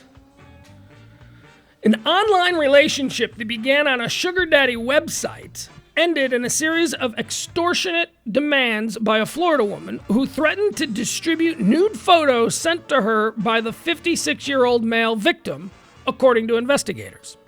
All right, so here's what the dude did. He's like, I want a hot young girlfriend. So he goes on this site. But it seems to me that this guy was only interested in an online relationship, which I am not interested in.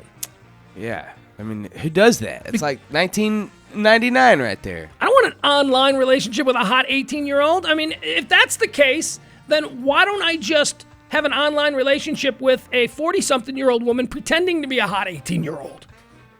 I mean, if we're just going to... Because this girl, by the way, sent fake pictures. She sent pictures of a much hotter girl. So he thought, he's having this relationship and all this. That's stupid. But she was still an 18-year-old girl? Nah, she was young. She's 26. Oh, okay. 26.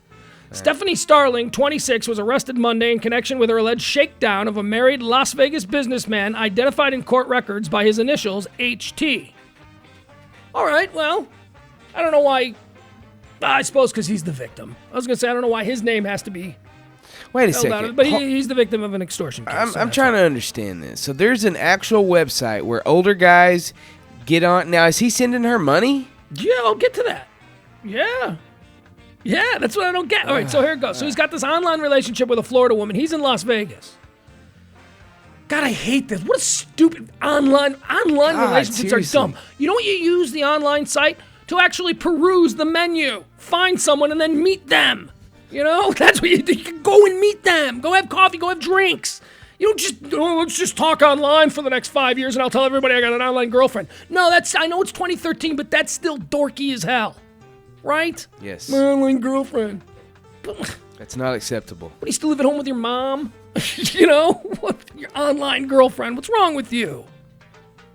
All right, so this guy's in Vegas. He's a businessman. He's having this online relationship with this girl he met on a sugar daddy site. She's in Florida. She's sending pictures. They're not actually her, but she's sending, he's like, show me your boobs. And then she'll send him a stock boob picture. And he's like, oh, it's so hot. Oh, it's so hot. Dummy.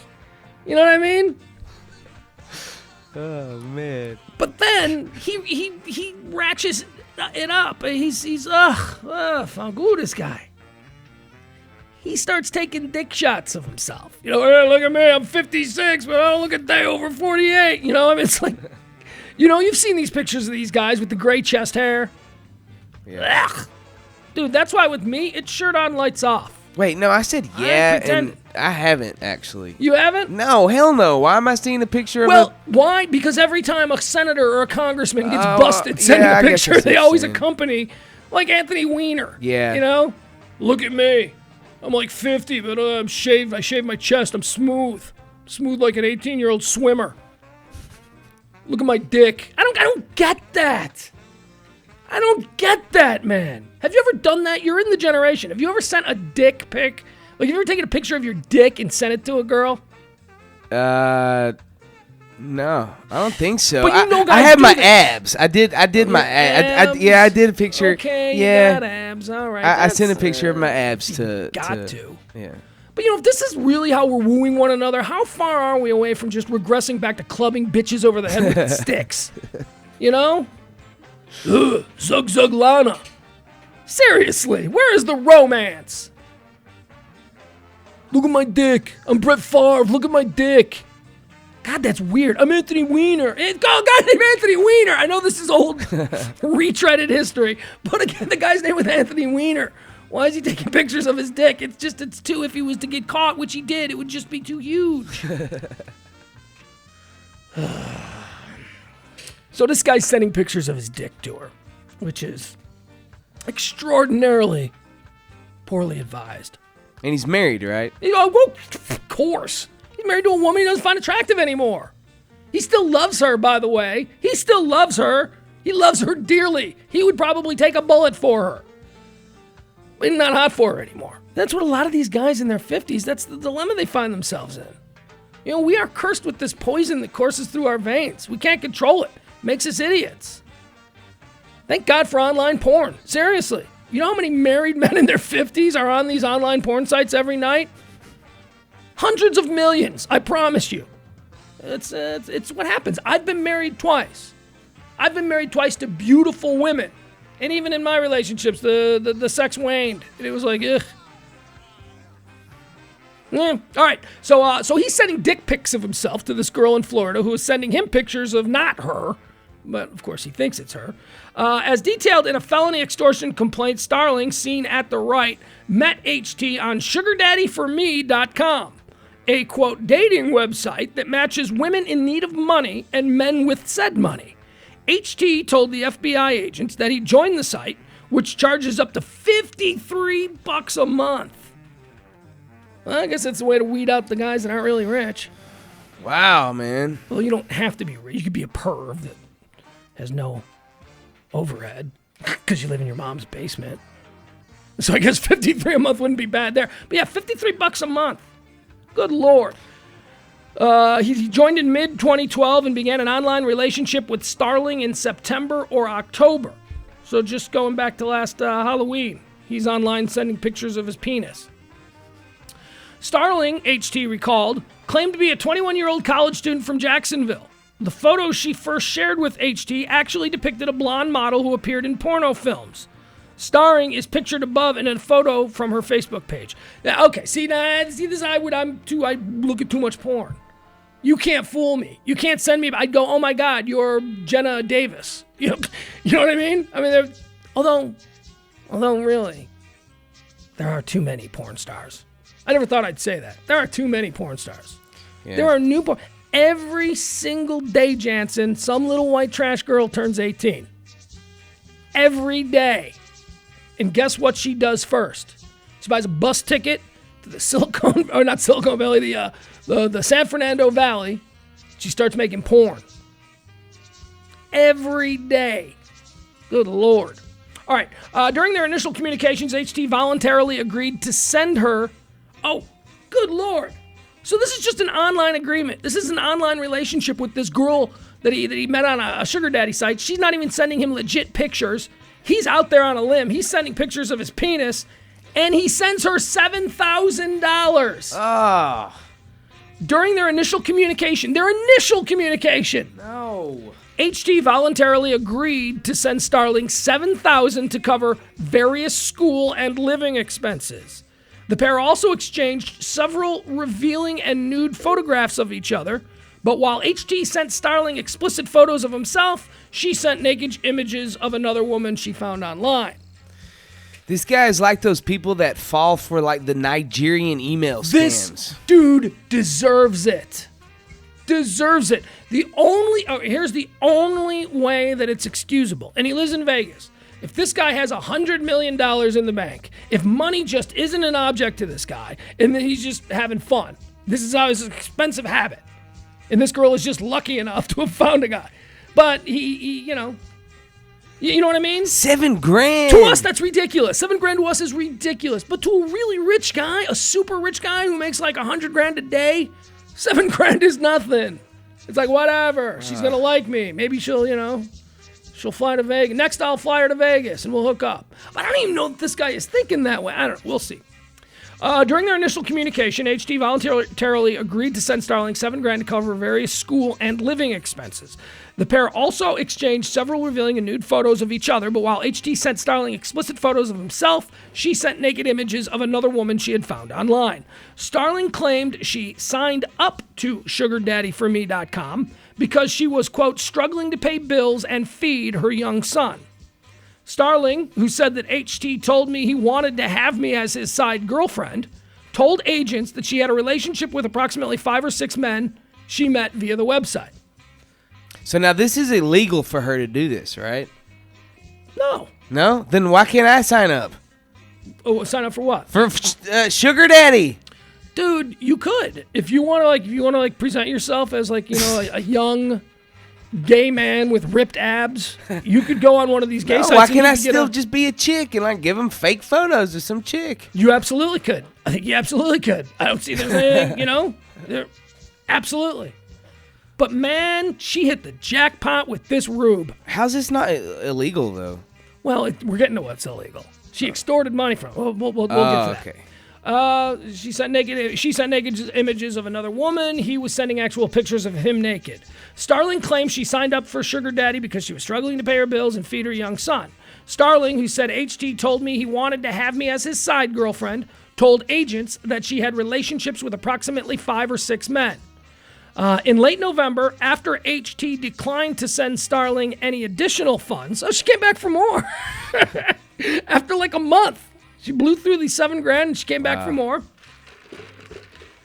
In late November, after HT declined sending Starling any additional funds, she began threatening to send his naked photos to his family, employer, and various social networking sites. Bingo! Now you're extorting money. Now you call the FBI. Yeah. Can't do that. That's what you can't do. Can't say, give me money or I'm going to embarrass you or I'm going to reveal something about you. But you can lie and not? act like you're someone else. Why not? I mean, why can't you do that, really? Let's break that little moral thing down. Why not? If you do something bad, hey, why shouldn't you be on the hook for that? Why shouldn't that be something, Maybe people would do less bad things if they thought people could extort money from them, knowing about the bad things, Hey, man, I think they use extortion for our politicians every day. Dig that.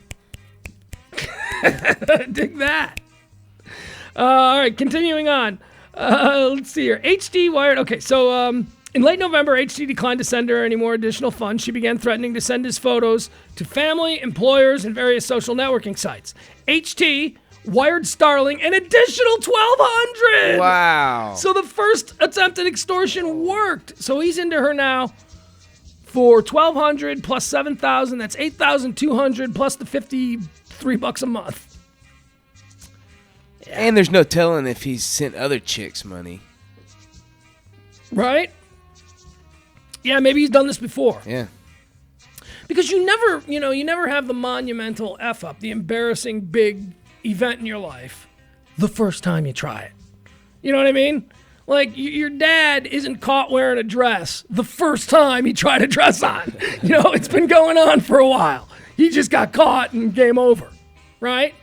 The politician who gets caught at the rub and tug joint, it wasn't his first trip there. He'd been there before. So, yeah, maybe this guy had done this before. All right, so continuing on. So he sent her an additional $1,200 in hush money via Western Union after she assured him, you have my word, you will never hear from me again. So he's thinking, all right, $1,200, we'll get her off my back. I have her word. The girl who just previously extorted from me is now giving me her word. Come on, who is this guy?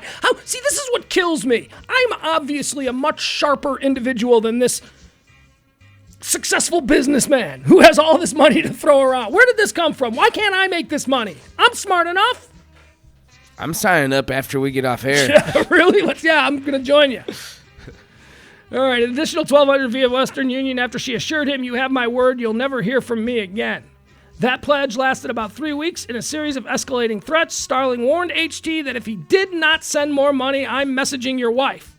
Referring to money being sent to her, Starling texted, I better have a tracking number by 6 p.m. my time or I'm making you famous. Wow. What? This is hardly a fame-making story. If he was famous, if he was already famous for other things, then this would make him even more famous. Well, now she is kind of making him famous, though, if you think about it. Yeah, he's definitely a media creature. We're talking about this story. That pledge lasted a couple of weeks. She then said she needed the money by 6 p.m. or she's making him famous. In subsequent messages, Starling threatened to harm HT and his family. I'm going to come to Vegas, she wrote, adding, I will never effing stop until I get my money or you die. Wow. Yeah, that's pretty much all the FBI needs. This chick's on drugs. Oh, yeah, of course. Yeah, she's probably some, meth head. Crazy. It's probably It's her and her husband or boyfriend. Yeah, exactly. They're extorting money. Exactly. Yes. Now you're. Yes. Exactly. After HD contacted the FBI, agents opened an investigation in early February. Investigators traced the extortion demands to Starling's Jacksonville home, which they searched Monday. During the raid, Starling spoke with FBI agents and admitted sending HD threatening communications. I will never do that again, she said. I know what I was doing was wrong. Are we square? Are we good? Can we go? No, darling. You always see those people on Cops. All right. I know. Yes, I just robbed this house. I admit it. Are we cool? No, we're not. In a 4-page handwritten confession, Starling said she was in college aspiring to become a dentist and was sorry for the stress and pain she had caused him. She added, I want to be able to go home to my son tonight. Starling, who was jailed following her arrest Monday, was scheduled for a detention hearing in U.S. District Court in Jacksonville. Convicted of the extortion rap, she faces a maximum of 20 years in prison. All right, she doesn't deserve 20 years in prison. All right, she doesn't. Come on. Yeah, but she'll get out in good behavior in 5. All right, but she shouldn't even be, okay, she doesn't deserve 5 years in prison. This guy was stupid. This is like you know what this guy was harmed by? His own stupidity. His own inability to check his lust. This guy's a horn dog, and he's messing around online, and some hot, young, smart girl tricked him and took him for a whole bunch of money. Now, she was out of line for the whole, I'm never going to stop and blah, blah, blah. For that, yeah, she needs to go to jail. But, I don't know, a couple months? I don't know that that's... Couple months? Yeah, a couple No. months. She's not going to kill you or your family as you sleep. She's not a danger to society. We got to stop putting people in jail for long stretches of time for shit that really... They could be on home... All right, she can be on house arrest for the next 2 years. How's that? House arrest, can't leave her house. But we don't need to clog up the jail system with people like her. Jail should be for rapists, murderers, kidnappers, arsonists, child molesters. You're right. House arrest, no internet. She can't have access to any internet. Oh, yeah, that's the good one that they do nowadays for people who are convicted of these online sort of offenses. Yeah. Ban her from the internet. Yeah. Oh, that would suck. That would suck. Yeah. That would so You're right, because you suck. know what? Taxpayers' dollars wouldn't be wasted on her becoming more of a violent criminal, because she's going to get out and be more violent if she did 20 years. Yes, exactly. We'll just turn her into a master criminal. Yeah. So there you go. House arrest. No internet ever again for this girl for the rest of her life. Oh, that's a good one. Yeah. That's a good one. All right, let's take a break. We'll come back. We'll wrap up today's show. We'll touch on a few little things we haven't gotten to yet. Quick break. We'll be back. It's HireAHero.org presents PMS, the Pugs Moran Show from Monday afternoon. Oh, wow. This show's really... Wow. Didn't realize it was already 3:49. We'll take a break. We'll come back. PMS, DeepElmOnAir.com.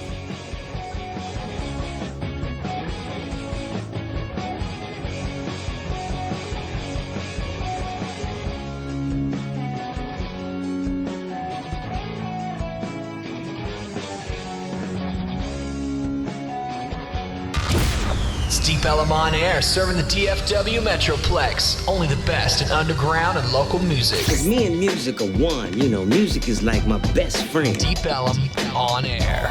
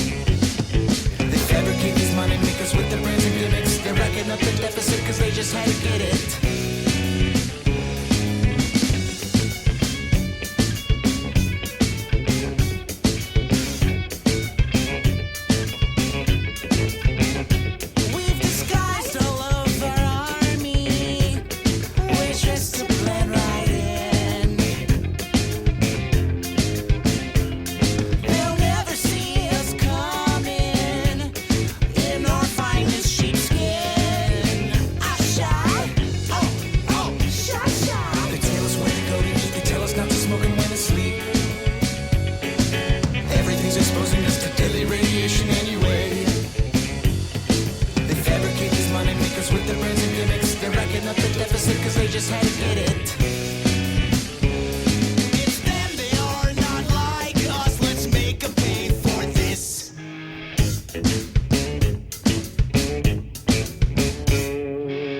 They underestimate our strengths.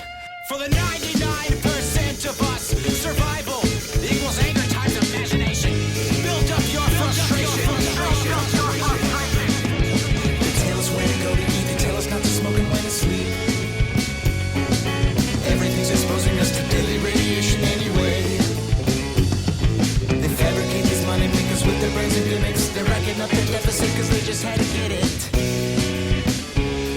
It's them, they are not like us. Let's make them pay for this.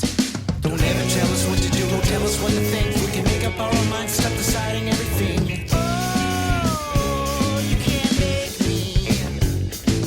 Oh, can't make us. You can't make us.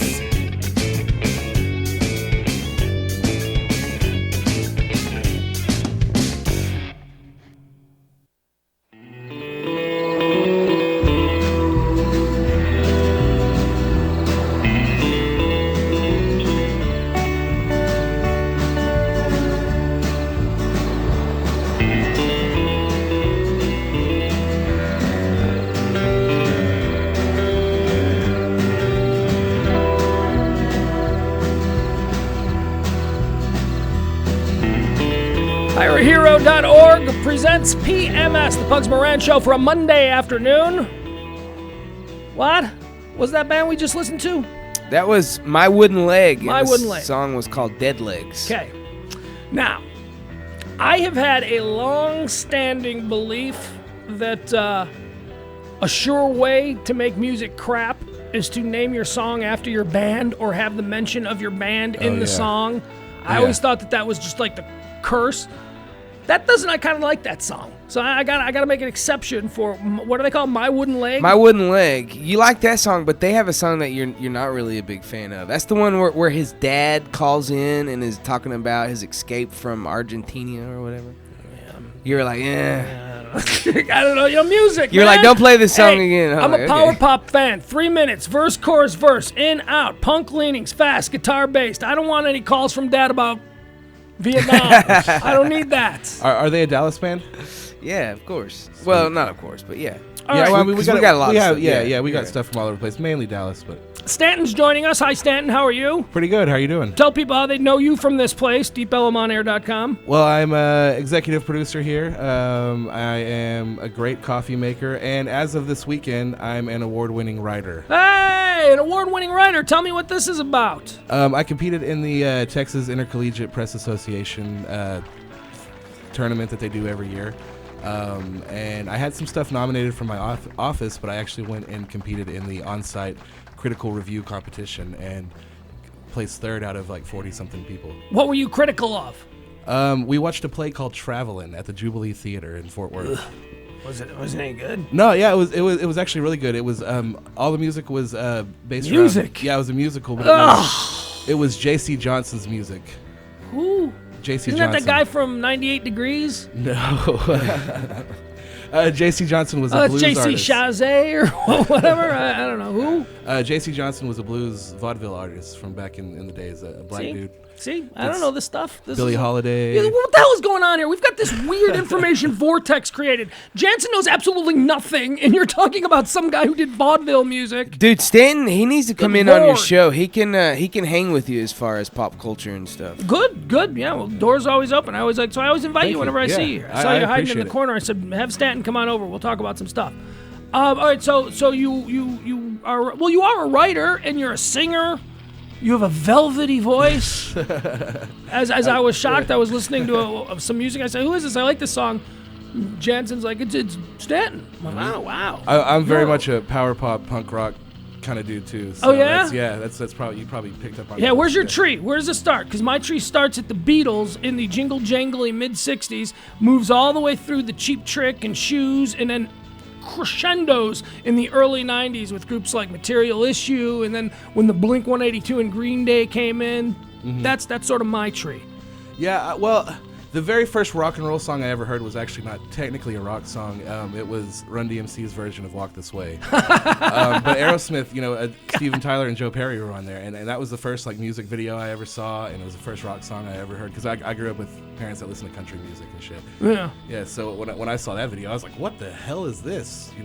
Second grade. What the fuck is going on? That was awesome. I mean, I was in high school, and that was the summer. And it was when MTV, we were glued to MTV all summer long. No one went outside because there was this new thing called MTV. Yeah. And I remember seeing that video and thinking, I was very white suburban. All of our big brothers had Aerosmith. So Aerosmith was in our universe. We knew what Aerosmith was. Run DMC we had heard of, but only when watching that Apollo show that came on after Saturday Night Live. That's when we got our black culture. But we knew Run DMC was important in that hip hop. But hip hop hadn't really gotten to the shopping malls yet. Yeah, no. It was still. So that video was like, whoa, this is cool. Yeah. This song is so much better now. Because my generation was not necessarily into hip hop and not necessarily into Aerosmith because they were too old for us. Yeah. So this sort of crashed the two together, and we were like, whoa. That was awesome. Yeah, it's most of my friends think it's weird. Yeah, Aerosmith is if someone put a gun in my head and said, your favorite band, what is it now? Aerosmith. Yeah, I wouldn't go there with that. My favorite. If you put a gun to my head, okay, we'll go around the room. Gun to my head, favorite band of all time is The Police. You say Aerosmith? Mm-hmm. What do you say, Jansen? I'm saying Tool. Tool. Yeah. Okay. How about your buddy over there? I'm sorry, we haven't met. This is Austin. Austin. Hey, Austin. Favorite band of all time? King Blues. King Blue. Okay. I don't know who King Blue is. Should I? I don't know. I'm a guy in his 40s. They were a political punk band. From when? What era? Just recently, actually, but they split up due to lead singer syndrome. All right, sure. In the vein of like an MC5 kind of a political punk band, or they created their own like sound. To be honest, it was kind of like ska, drum and bass, hardcore punk. They mixed in. I mean, even the singer at one point started doing songs with a ukulele. I mean, it went into every spectrum. It was pretty cool. All right, obscure. Aerosmith is a good pick, a surprising pick from you. Yeah, well, I like I said, I am more into like the poppy punk and stuff like that, and Aerosmith is obviously not that. So if you want to see where my punk roots spring from, it's probably Operation Ivy, No Effects, and Rancid. Those three, but that's like the trifecta. Okay, all right, that's sort of generation 2 of punk. Yeah, it's that not really late 80s, early 90s. Like I traced the punk stuff to like the Ramones. See, I like the New York. I love the punk. Ramones. Yeah. I never embraced like the Sex Pistols and all that. That was weird. I like the British stuff I did too, later. I mean, obviously, I said the Police are one of my favorite bands, for sure. and they did more with the punk genre and bringing it mainstream than anybody else. So I mean, I did come around to appreciating the British. But going back early, I mean, I liked the New York Dolls are still awesome, still playing. You can still catch them at the House of Blues once a year now. The Ramones, Blondie. What's funny about the New York Dolls, back to Aerosmith, they were really close friends. They were really good friends. They were both glam guys. Yeah, they were both glam. Boston and New York, just a spit away, stone's throw. All right, so congratulations on the writing award. Thank you. Don't you do other writing though? Don't you? I mean, what do you do for a living? Don't you? Well, it's the newspaper that I work for, The Lasso at TWU. That's who was competing at TIPA. Okay. So. All right. So you're still doing this in college? Yes, but we're the only one of the only paid student publications in the country. So you look too old for college. Well, I'm about to finish my master's degree. All right. So it's not, you're not 22. I've been in a while. All right. Very good. All right. Well, let's put that college brain to some use. We're gonna go through TMZ today. Okay. We're gonna figure out if any of these stories are of any worth universally, other than for a bunch of cackling hens. Man, I'm glad Stanton's here to help me on this one. Okay. All right. Let's see here. I don't care about. Anybody care about Ray J? I don't even know. Anybody know who Ray J is? Yeah, that's Brandy's brother, right? Yeah, famous for appearing in a sex tape with Kim Kardashian. Oh yeah, that's right. Yeah. That's how I know him, because I'm a Kim guy. I like Kim. I love Kim. Favorite Kardashian brand? Stanton, go. This is an area of pop culture that I'm actually kind of clueless in. Like, they're famous for being famous, And I know Eminem said that Kim Kardashian looks like a man. What? Eminem is insane. Yeah, I spent the better part of a half hour this far from Kim Kardashian interviewing her, and she is the most beautiful woman I have ever looked at. And I've seen, I've been to a lot of strip clubs in my day. I've lived in Dallas for over a decade. I've seen beautiful women. I've interviewed Heather Locklear, who was also beautiful. Jane Seymour, surprisingly, Jane Seymour, even to this day, she walks in a room, you're like, oh my God, that is a beautiful 60-something-year-old woman. Kim Kardashian is better than all of them. Beautiful, flawless. Shut up, Eminem. Yeah, I mean, one of them is married to a basketball player, right? Which one? I don't know. I've moved on. And that Funicello is dead. We talked about this earlier. Any thoughts on the past? You didn't know? Yeah, you know what? This is why I led the show with this, because she is going to be completely forgotten because Margaret Thatcher also died today. So people are not going to celebrate Annette Funicello's passing in the way they would if she died yesterday. Or no, yesterday was Sunday. It's a bad press day, too. If she had died like Thursday of last week, she's getting screwed. So let's spend a little more time. Annette Funicello, Stanton, thoughts? Man, I've seen a couple of the Gidget movies. Like, she was Gidget? No. Oh, is she not? Oh, she's Beach Blanket Bingo. And Gidget was Sally Field. Oh, that's right, yeah. Oh, shit. Well, then I was totally wrong. I knew she was in beach movies. Gidgets, those are like beach movies, right? Annette Funicello. Here, all right, you know what? And she was, what was she, Frank? I know she had something to do with Frankie Avalon as well. Yeah, in her second part of her career. The first part of her career, she was the most famous member of the Mickey Mouse Club. Yeah. She was Mouseketeer in that. Uh-huh. And, well, we'll tell the story again, but here, let's see if we can play a little of this. Well, let's see if this comes up. It's TMZ, so chances are they're going to try and sell me some shampoo. Even though they have no idea that I'm bald. All right, here we go.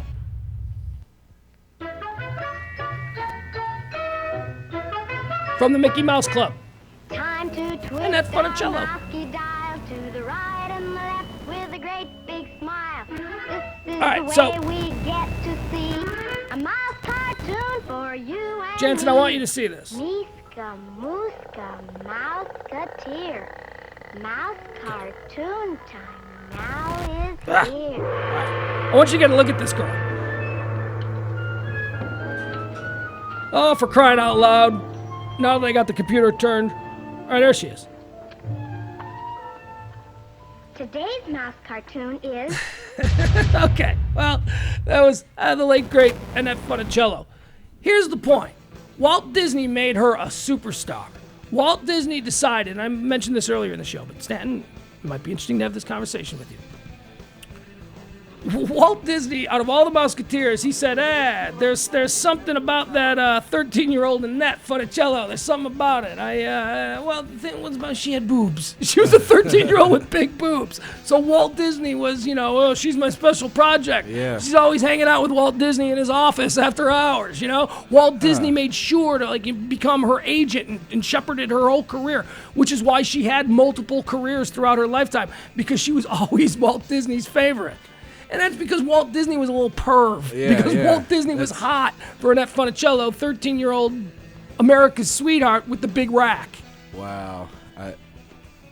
That's so where I don't know. That's weird. I've never heard that story before. I'm kind of speechless by it. Have you heard the Disney stories about the Disney Vault and about Walt Disney and his fascist leanings? And, his racist cartoons that he's made that are in the vault that will never be seen because. Well, and the creator of Mickey Mouse totally got pushed out of all of Disney holdings for being a Jew or something. Well, and it was like that. Probably because Walt Disney wanted the money. I mean, Walt Disney was. There is a Disney vault that contains a whole bunch of stuff that Walt Disney did in the 40s that will never be seen. That's awesome. Family Guy did an episode where they got trapped inside the Disney vault. I don't know if you remember that. You ever seen that Family Guy episode? And they found all of these racist Song of the South cartoons and really horrible stuff. And the whole episode of the Family Guy was that they somehow got access to this fabled Disney vault, and they were watching all the really racist Disney stuff. Awesome. I would love to check that out. No, but yeah, it's real. And we'll never see it, and who even knows? I mean, it would probably be in their best interest to destroy it if they want. But it is history. See, I was saying this earlier. Annette Funicello died at 70. Very sad. She had MS. She was struggling for a lot of years, so she's in a better place now. Back to bashing Disney. Okay. I watched an hour special this weekend about Disney theme parks and the history of Disney theme parks and resorts. I'm blown away. They do that stuff awesome. I can't wait to take my kid to a Disney theme park. We'll be heading to Florida for one reason or another, and be sure that we're going to stop at one of those. Don't go to Disneyland in Anaheim. No. Yeah, and you know what? I learned that from watching the special. Yeah. You know what happened? Disney in Anaheim. Disney opened this thing in Anaheim, and the road leading up to it was all independently owned by other people. He didn't control the whole area around it. And so they put up all of these really trashy, like, moto lodges and all this stuff, and it drove Walt Disney insane that his Magic Kingdom was being, whored up by, Super 8s and, bars and stuff like that. So what he did was he secretly, over the course of like 5 years, started buying huge tracts of land in Florida. And they showed the newspaper ads from back in the day, mystery business buys 1 billion acres, or, crazy stuff like that. And it turned out that was Orlando. That was Walt Disney was buying up Orlando secretly because he hated what LA was, what the LA Disneyland was, and he wanted to control everything around it. So that's how Disney World came to be. Yeah. And they so much is said in this special, don't waste your time going to the one in LA. No, if you really want to take that big family vacation, go to the one in Florida. Yeah, well, I've never been to the one in Florida. Me neither. But as a kid, we went to the one in Anaheim a couple times because I have family in California, so free places to stay. Here's what I would say. If you are going to the one in Florida, that's what you're going for. Yeah. But I would also suggest, look, as a kid, a summer trip to Hollywood, that's very exciting. There are things other than Disney. So we went to Universal Studios, and that blew my mind every time we went. See? It was amazing. But you can do all kinds of other things when you're in Los Angeles, and then to top it off, Saturday afternoon, you can spend at Disneyland. And then go back to Sunset, that night. No. Florida, you're just going to be a part of the whole Disney thing because they bought everything. So yeah. Well, number one, and they also have like 3 parks. So when you're going for that, you need to go for like a few days. But they also have a Universal Studios in Orlando, yeah, they do. which is just as good. They got everything, man. They went through all of this stuff. Like Walt Disney's theory was, after the debacle that happened in LA, his theory was, why not give people a destination? People save all year long for a vacation. Why not give them the most kick-ass vacation of their life? And in doing so, he wanted to not only get the day pass for, the park, he wanted their lodging. There was even a Disney airline for a period of time. He wanted their flights. I mean, he just created the destination family vacation industry. You can take a cruise that leaves from Galveston and goes over there and spends the day there and then cruises back to Galveston. I think they still have the Disney airline. But, I mean, the guy was an absolute genius. I mean, he created... I don't know about his contribution to animation. A lot of people talk about the importance of Mickey Mouse. I always thought those were kind of lame. I think the Warner Brothers cartoons did a lot more for mainstreaming cartoons. But there was that one Disney cartoon that he did with Salvador Dali. Was that Fantasia? No, he did one. It was an animated short that he did with Salvador Dali. It was just the two of them that worked on it, and it's... If you like Dali's paintings, it's amazing. Hey, I'm not saying the guy wasn't, capable of greatness. Obviously, he's brilliant in a number of ways. But yeah, Merry Melodies, Looney Tunes. Oh, the best. Way Warner better. Brothers. Yeah, the Woody Woodpecker stuff. That stuff was... Mickey Mouse was weak. He was a wimp. Not near as funny. I gave Jansen a test the other day. Either or test. Like, you got to choose Coke or Pepsi. What would you say? Coke. Okay. One of them was Daffy Duck or Donald Duck. Daffy. I think that's the thinking man's choice. I think that everyone is so pre-programmed to think Donald Duck, but they don't really like Donald Duck. Nobody likes Donald Duck. Donald Duck's an asshole. That's his whole act. I can't understand a goddamn word he says. Daffy is like Groucho. Yeah. Daffy is crafty. Yeah. All the Warner Brothers guys are crafty. Well, you know what's funny? Because both of them have pretty racist histories. Yeah, well, you know what? Humanity has a pretty racist history. Absolutely. So. I mean, I don't even totally blame that on them. It's just a product of their time. But what's funny is they tried to get rid of Speedy Gonzales. They tried to get rid of him. I can see why. In 2013, I could totally see why. The Hispanic community freaked out. They letters by the thousands, angry letters. Give me back my spokesman. That's my essay. So they want it. So they want Speedy. Okay, they want good. him. They were like, we love him. I grew up with him. I love him. He's an icon in Mexico. Bring him back. What are you doing? Do you know why that is? Because it's not offensive to them. And anyone that would say that it is, all this political correctness that we have in this world, it's all based on people perceiving what others are offended by. I'm telling you, people do not know what to be offended by anymore. They wait to see what they're supposed to be offended by, and then they jump on the bandwagon. That's ridiculous. Speedy Gonzalez is a lovable, smart. How many times has Speedy gotten caught? He doesn't get caught. It's an admirable character. Yeah. You know, why would that be a bad thing? Yeah, exactly. I tell you what is a bad thing, though. In those Speedy Gonzalez cartoons, he was always walking by a pile of Mexicans sleeping on a curb, you know? There was all, you know, oh, he must be siesta time. You know, I mean, that was a little, okay, I can see, because that doesn't really happen. I've been to Cancun. Cancun doesn't shut down at noon every day. Oh no, dude! I don't know where the lazy Mexican stereotype came from. They're the hardest working people on the planet. You can go spend, $5 an hour and pick one up, and they will move your fucking house. Yes. Like, I won't do that. I'm too lazy for that. I am the lazy one. Isn't that insane? The lazy Mexican stereotype? It doesn't exist. Holy in real crap! life. I have seen 5 guys trim, mulch, and cut acre upon acre in 110-degree June Dallas heat. They're insane. Yeah, they've. And then you know what their reward is at the end of the day? They climb in the back of the pickup truck with all the lawn equipment, and they take their shirts off, and you see them on the roads, and you think, oh my God, is it hot? How the hell, and you're in your air-conditioned car, how the hell are they just sitting in the back of that truck? Those people are hardworking. Yeah. Yeah, one of the last times I moved, I picked up a few to help me out, and I was asking, hey, do you want... Always willing to help. Yeah, do you want agua? They work at a great affordable rate. Do you want agua or cerveza? And both of them were like, agua, no cerveza. No. And I was just like, wow, that stereotype isn't really true either. Okay, because I got to say that I've never had a Latino worker turn down a beer, and I always offer them a beer. Always. Can I get you guys a beer? Yeah. So, I mean, I've never had that I was experience. trying to be cool with them, like, hey, we're cool. But who would turn down a beer? I mean, the thing is, it doesn't say anything about their ethnicity. It's 110 and they're mowing your lawn. Show me a German that would turn down an ice-cold beer absolutely. at that moment. I mean, my God, stop it. Show me an Irish guy that would mow a lawn. Yeah, well. Now, the Irish are a hard-working group. Yeah, no. Hey, man, they might be out till the bars close at 2:00, but they're up. They're up at 7 a.m. at their job.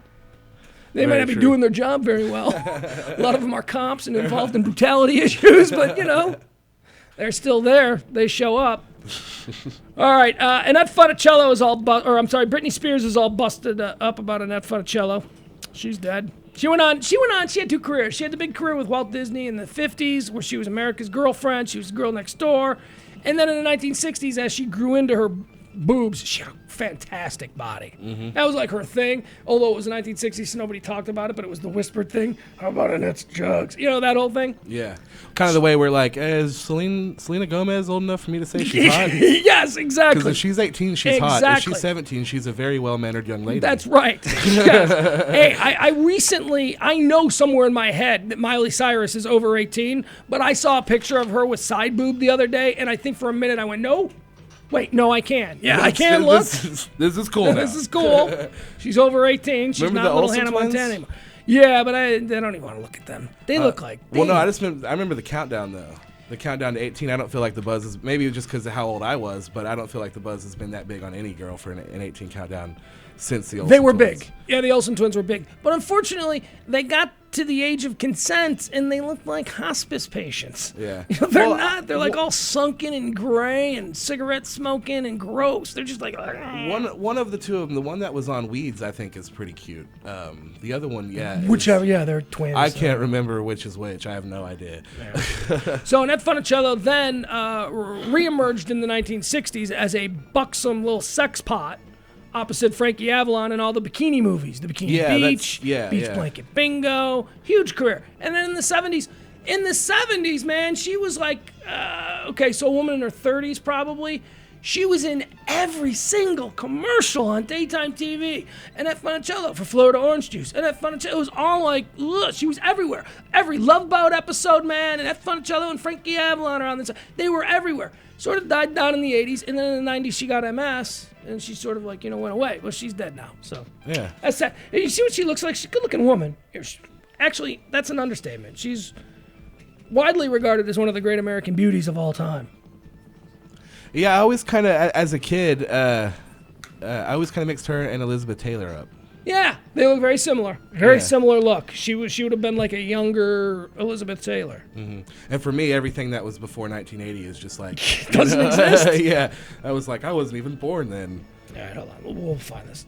Annette Funicello. All right, this is easy. I wonder how Annette Bening feels being the second Annette that pops up on Google. When you put, I always like to see who the most important is. Like if you go to Google and you put John, whoever the first John is like the most important John in the world. Yeah. Well, that's probably happening because she's trending right now, right? Will that affect like a Google search? Big time. Will it? Yeah. Well, all right. So Annette Bening's got that. She's Annette Bening has it that she's trending. When she dies, Annette Bening will be number one. She's like, I get $3 million a movie, so really it doesn't matter where I pop up on Google. Trying to find like a good picture of her that shows how she was kind of hot.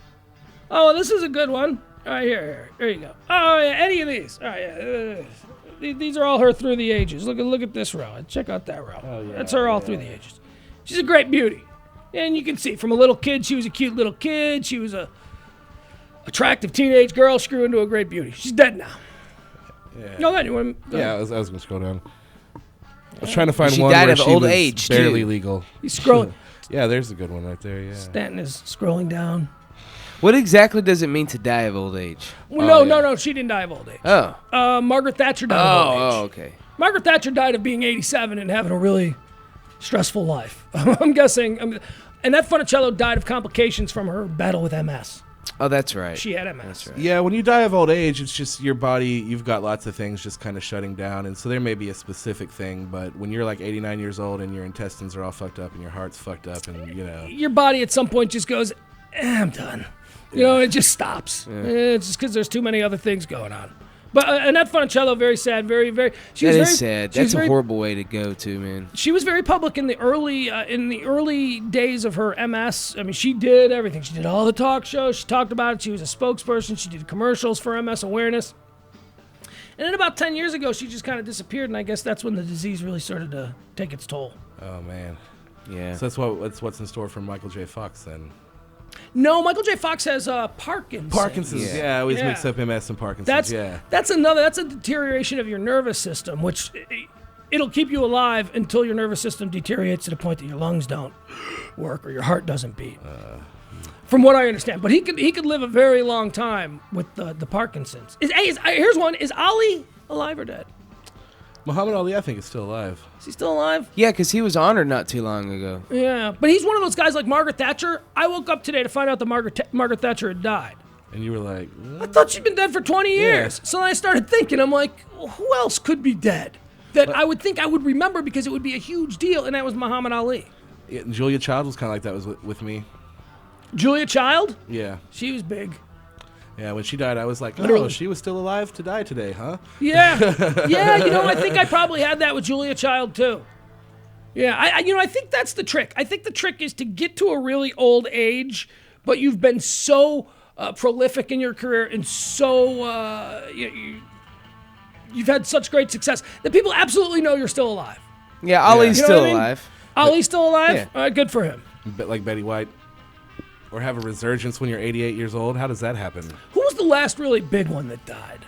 The Thatcher's a big one. I mean, in the global scale of, Earth history, at least modern, at least in the time that America has been around, she's a big, important maybe figure. Whitney Houston? No. No. Yeah, but Whitney Houston was big, too. She died right when she needed to get the most pop for her. Yeah. If Whitney Houston had died at 80... It'd be like, when Aretha Franklin dies. Is Aretha Franklin alive or dead? Yeah, Aretha Franklin's still alive. Still alive? Yeah. When she dies, it's going to be a big story unless somebody bigger dies. Like if Hillary Clinton goes on the same day as Aretha Franklin, we'll never know about Aretha Franklin. This is like what Annette Funicello is dealing with today. And nobody's going to be talking about Annette Funicello dying because the big story is that Margaret Thatcher died. Austin just said Roger Ebert. Roger Ebert died. Absolutely. I was once in a car accident. Oh, it wasn't a car accident. It was like a little fender bender with the daughter of a very famous professional athlete. And this is when we were in high school. And we were also in the car with the daughter of a very famous rock star. So it was me, another guy, daughter of a famous athlete, and her friend who happened to be the daughter of a famous rock star. And we got into a car accident. And the realization was, if we all died, no one would ever mention me. I would totally be forgotten. It would be the daughter of rock star X and the daughter of baseball player X were in a car accident, they were killed, and oh yeah, their friends were killed too. I'd be like that, it'd be like one of those guys, a total afterthought. Michael Jackson. Michael Jackson was massive. Yeah. That was massive. Johnny Carson was big too, and that was a couple of years before Michael Jackson.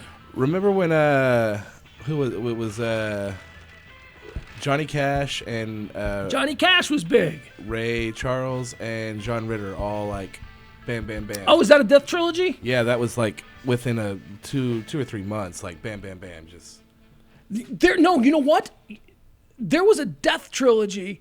Okay, we need to find out, because I remember one of the players in it. But I remember at the time of this Death Trilogy, we were all like, holy shit, this is the biggest Death Trilogy of all time. And it happened, the one guy I remember was Pope John Paul II. When Pope John Paul II died, there were like two other people, like maybe Johnny Carson died in that same trilogy, but it was some. Here, I'm going to find out exactly when Pope John Paul. All right, can we take a break here? We'll take a quick break, then we'll come back, we'll wrap up the show, and we'll all be done. Hey, you making quiche for dinner? Well, I am, but you invited me an hour ago to stay for quiche for dinner. Yeah, well, we need to hurry up because I gotta. Oh, you gotta cook. All right, you know what? Let's wrap up the show then. Okay. We don't need to do anything more. All right, it's been a nice edition of PMS. Thank you, Stanton, for showing up. Congratulations on your award. Austin, thank you for chiming in. You want to do your closing segment? What's on TV tonight? I don't know what's on TV tonight. Oh, okay. I don't know what's on TV tonight. I didn't look. I was running around all morning and I didn't have a chance to pull up my TV guide. All right, it is Monday. Yeah. The following is a pretty good show that I watch on Mondays. That's on Fox. Kevin Bacon plays an FBI agent who is tracking a serial killer who has used social networking and the internet to create a cult of serial killers all over the country, and they're all working in unison. That's a pretty good show. The following... Monday. I have no idea. I think that's going to be it. Okay. I'm trying to think of it. Oh, yeah. On Showtime. If you have Showtime, there's also a show called Inside Comedy. I don't know who the guests are. It's usually a sit-down with two iconic comedians, and David Steinberg hosts it. And last week, I think it was like Will Ferrell and Betty White. Anyway, it's a good show. If you ever watch Showtime, it's Inside Comedy. That's it. We're out of here. We'll be back tomorrow. HireAHero.org presents PMS, heard every day. We'll be back at noon tomorrow. It'll be a noon start. Thank you for accommodating me these last couple of days with the later starts. But that's going to do it. All right. We're out. It's PMS on DeepElemOnAir.com.